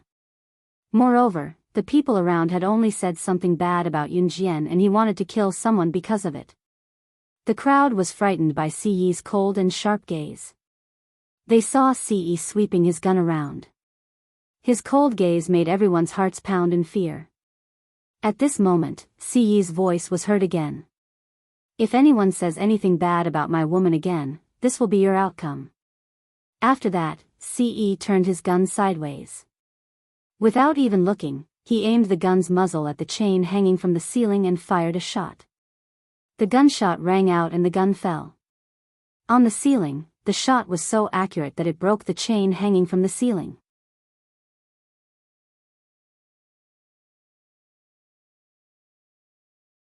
Chapter 1654.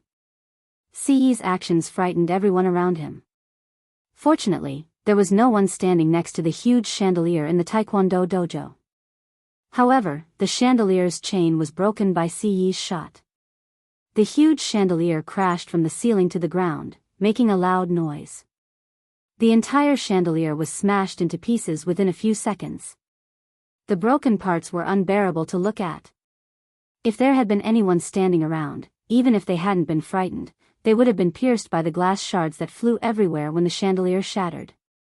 CE's move was absolutely ruthless. It was enough to scare everyone to death. Just by looking at CE's marksmanship, who in the crowd wouldn't be convinced? One shot, just one shot. He didn't even look when he shot the chandelier's chain. With such marksmanship, even if the crowd tried to escape, it was highly likely that they would be shot in the head and die. In addition, CE had protected Yun Jian just now. The crowd was stunned and didn't dare to say a word. CE's actions were purely to give Yun Jian some peace and quiet.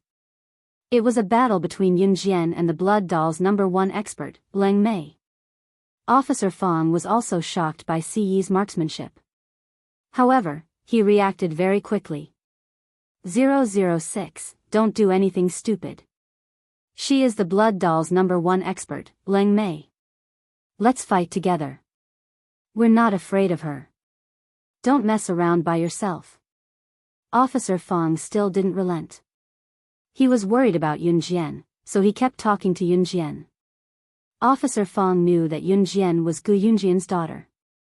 He also had some friendship with Gu Junjian. Naturally, he couldn't just stand by and watch something happen to Yun Jian. Moreover, the opponent this time was the #1 expert under the blood doll's leader. Leng Mei was an assassin who crawled out from a pile of corpses. Although the special forces were powerful, an assassin who crawled out from a pile of corpses was someone who didn't care about her own life. After all, the special forces were tied down. Under such circumstances, Leng Mei's strength was not something the people present could imagine. However, if more than 20 special forces soldiers worked together, it was not impossible for them to defeat Leng Mei. Duel? You want me to fight against you? After Leng Mei heard Officer Fong's words, she pointed at herself, then at Yun Jian, Officer Fong, and the others. She was even suspicious for a moment. After her suspicions, Leng Mei did not wait for Officer Fong and the others to reply. She laughed maniacally as if she had heard a shocking joke. She laughed until she was out of breath. After laughing, Leng Mei came back to her senses and pointed at Yun Jian. She regained her serious expression and said to the commanding officer, Zhou Duanzheng, and everyone else who thought that Yun Jian couldn't beat her, "Are you kidding me? I'm not a fool." Me? Fight her? She was slaying God. I don't want to lose miserably. That would be too embarrassing. I'm the #1 expert of the blood doll. I'm just here to deliver a letter today. Leng Mei knew her limits. She did not think that she could defeat Yun Jian. After all, the difference in their abilities was obvious. Here, this is a letter that our blood doll leader asked me to pass to you. Leng Mei took out a letter from her ample bra. She held the letter between her right index and middle finger and threw it toward Yun Jian. The letter flew into Yun Jian's hand. Yun Jian narrowed her eyes and caught the letter that Leng Mei had thrown at her. Officer Fong, Zhou Duanzheng, Nan Linlin, and the audience below were dumbfounded when they heard Leng Mei's words. The #1 expert of the blood doll, Leng Mei, said that she can't beat her? Is this real or fake?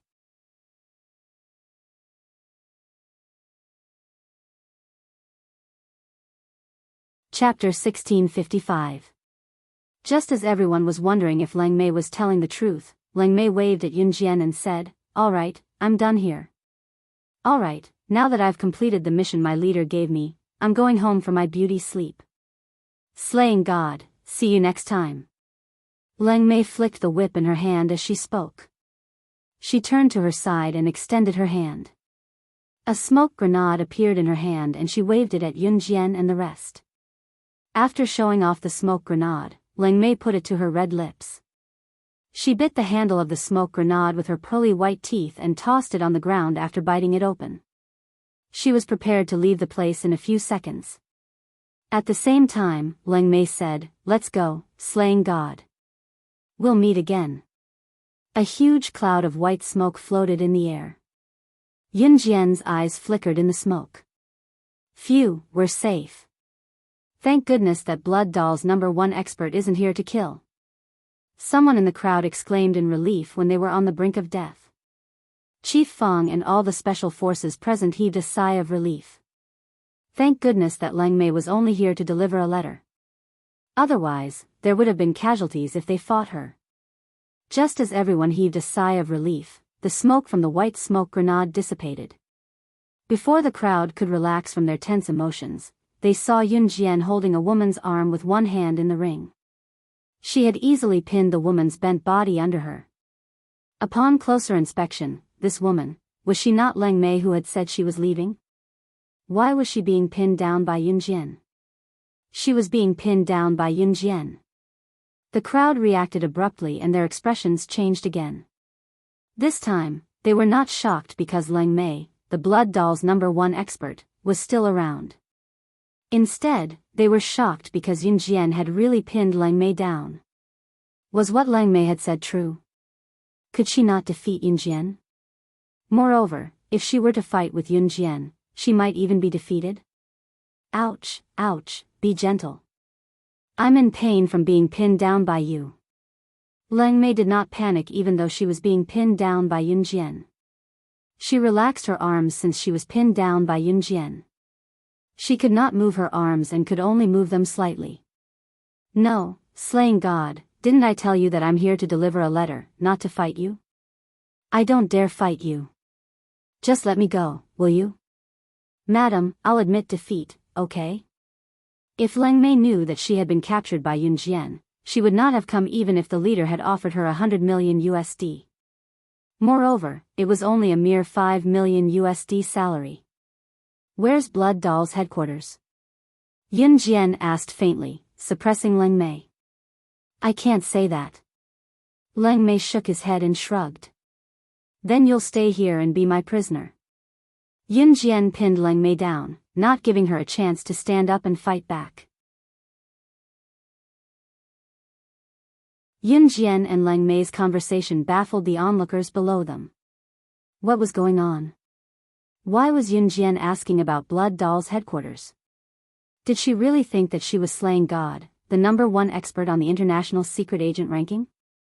Even if Lang Mei said so, how was that possible? So what if she had pinned Lang Mei down? It did not mean that she was slaying God, the #1 expert on the international secret agent ranking. Just as the audience refused to believe it, two silhouettes flashed through the entrance. The two beautiful silhouettes appeared in the ring in a flash. Looking closely, it was Qin Yu and Gu Nianji. When the audience saw Qin Yu and Gu Nianji, they were shocked. Who were these two people?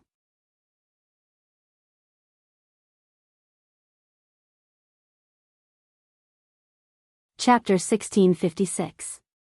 Calling Yun Jian Sister Jian? Everyone present was slightly surprised.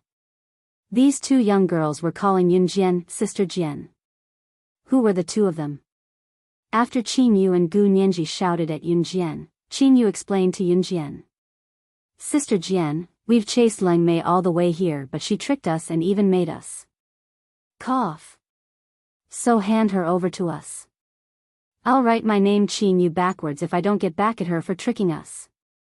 As she spoke, Qin Yu clasped her hands together, her knuckles cracking loudly. Yun Jian knew that Qin Yu and Gu Nianji must have fought with Lang Mei once she heard what she said. Yes, yes. She tricked us into the pigsty just now. Both of us jumped into the pigsty and were almost suffocated to death. I'm so pissed. Sister Jian, you must hand Lang Mei over to us. Gu Nianji, the useless teammate, blurted out how she and Qin Yu were lured into the pigsty by Lang Mei in front of everyone. Qin Yu sighed with a hand on her forehead when she heard that. Don't, it's not that serious. Both of you jumped into the pigsty yourself, don't blame me. Lang Mei snickered and coughed dryly before speaking to Qin Yu and Gu Nianji.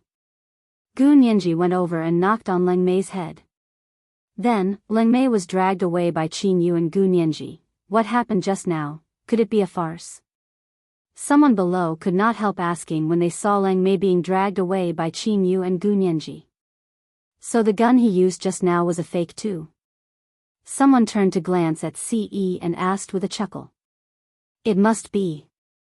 Everything that happened just now was definitely just a farce. You gave me a fright for nothing. Haha. The Taekwondo dojo sure knows how to play. Someone else chimed in. The passing of words actually suppressed the atmosphere just now. Chief Fong was no fool. He knew that what happened just now could not be described as a farce. In the end, he did not say anything. The final round of the qualifiers began as usual. Yun Jian was fighting Wu Ningnai, but now that Lang Mei was dragged away by Qin Yu and Gu Nianji, the competition resumed.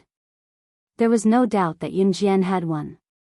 When Yun Jian fought with Su Mei, she didn't give in to her either. The other two men were no match for Yun Jian. Therefore, Yun Jian's first place was secure. Because there was a group of people watching below, Yun Jian's first place was naturally not fake, so everyone was convinced. In the end, Other than Yun Jian, who took the first place, the second and third place went to the 2 male Special Forces soldiers. Su Mei and Wu Ningnai both failed. Su Mei didn't feel bad about this at all. It's already beyond my expectations that I could get to 4th place today. Yun Jian, you're amazing. Su Mei gave Yun Jian a thumbs up. The qualifiers this time came to an end. It was not even a month since the competition had ended early. The 3 people who were selected were the ones who would go to the hunting academy this year.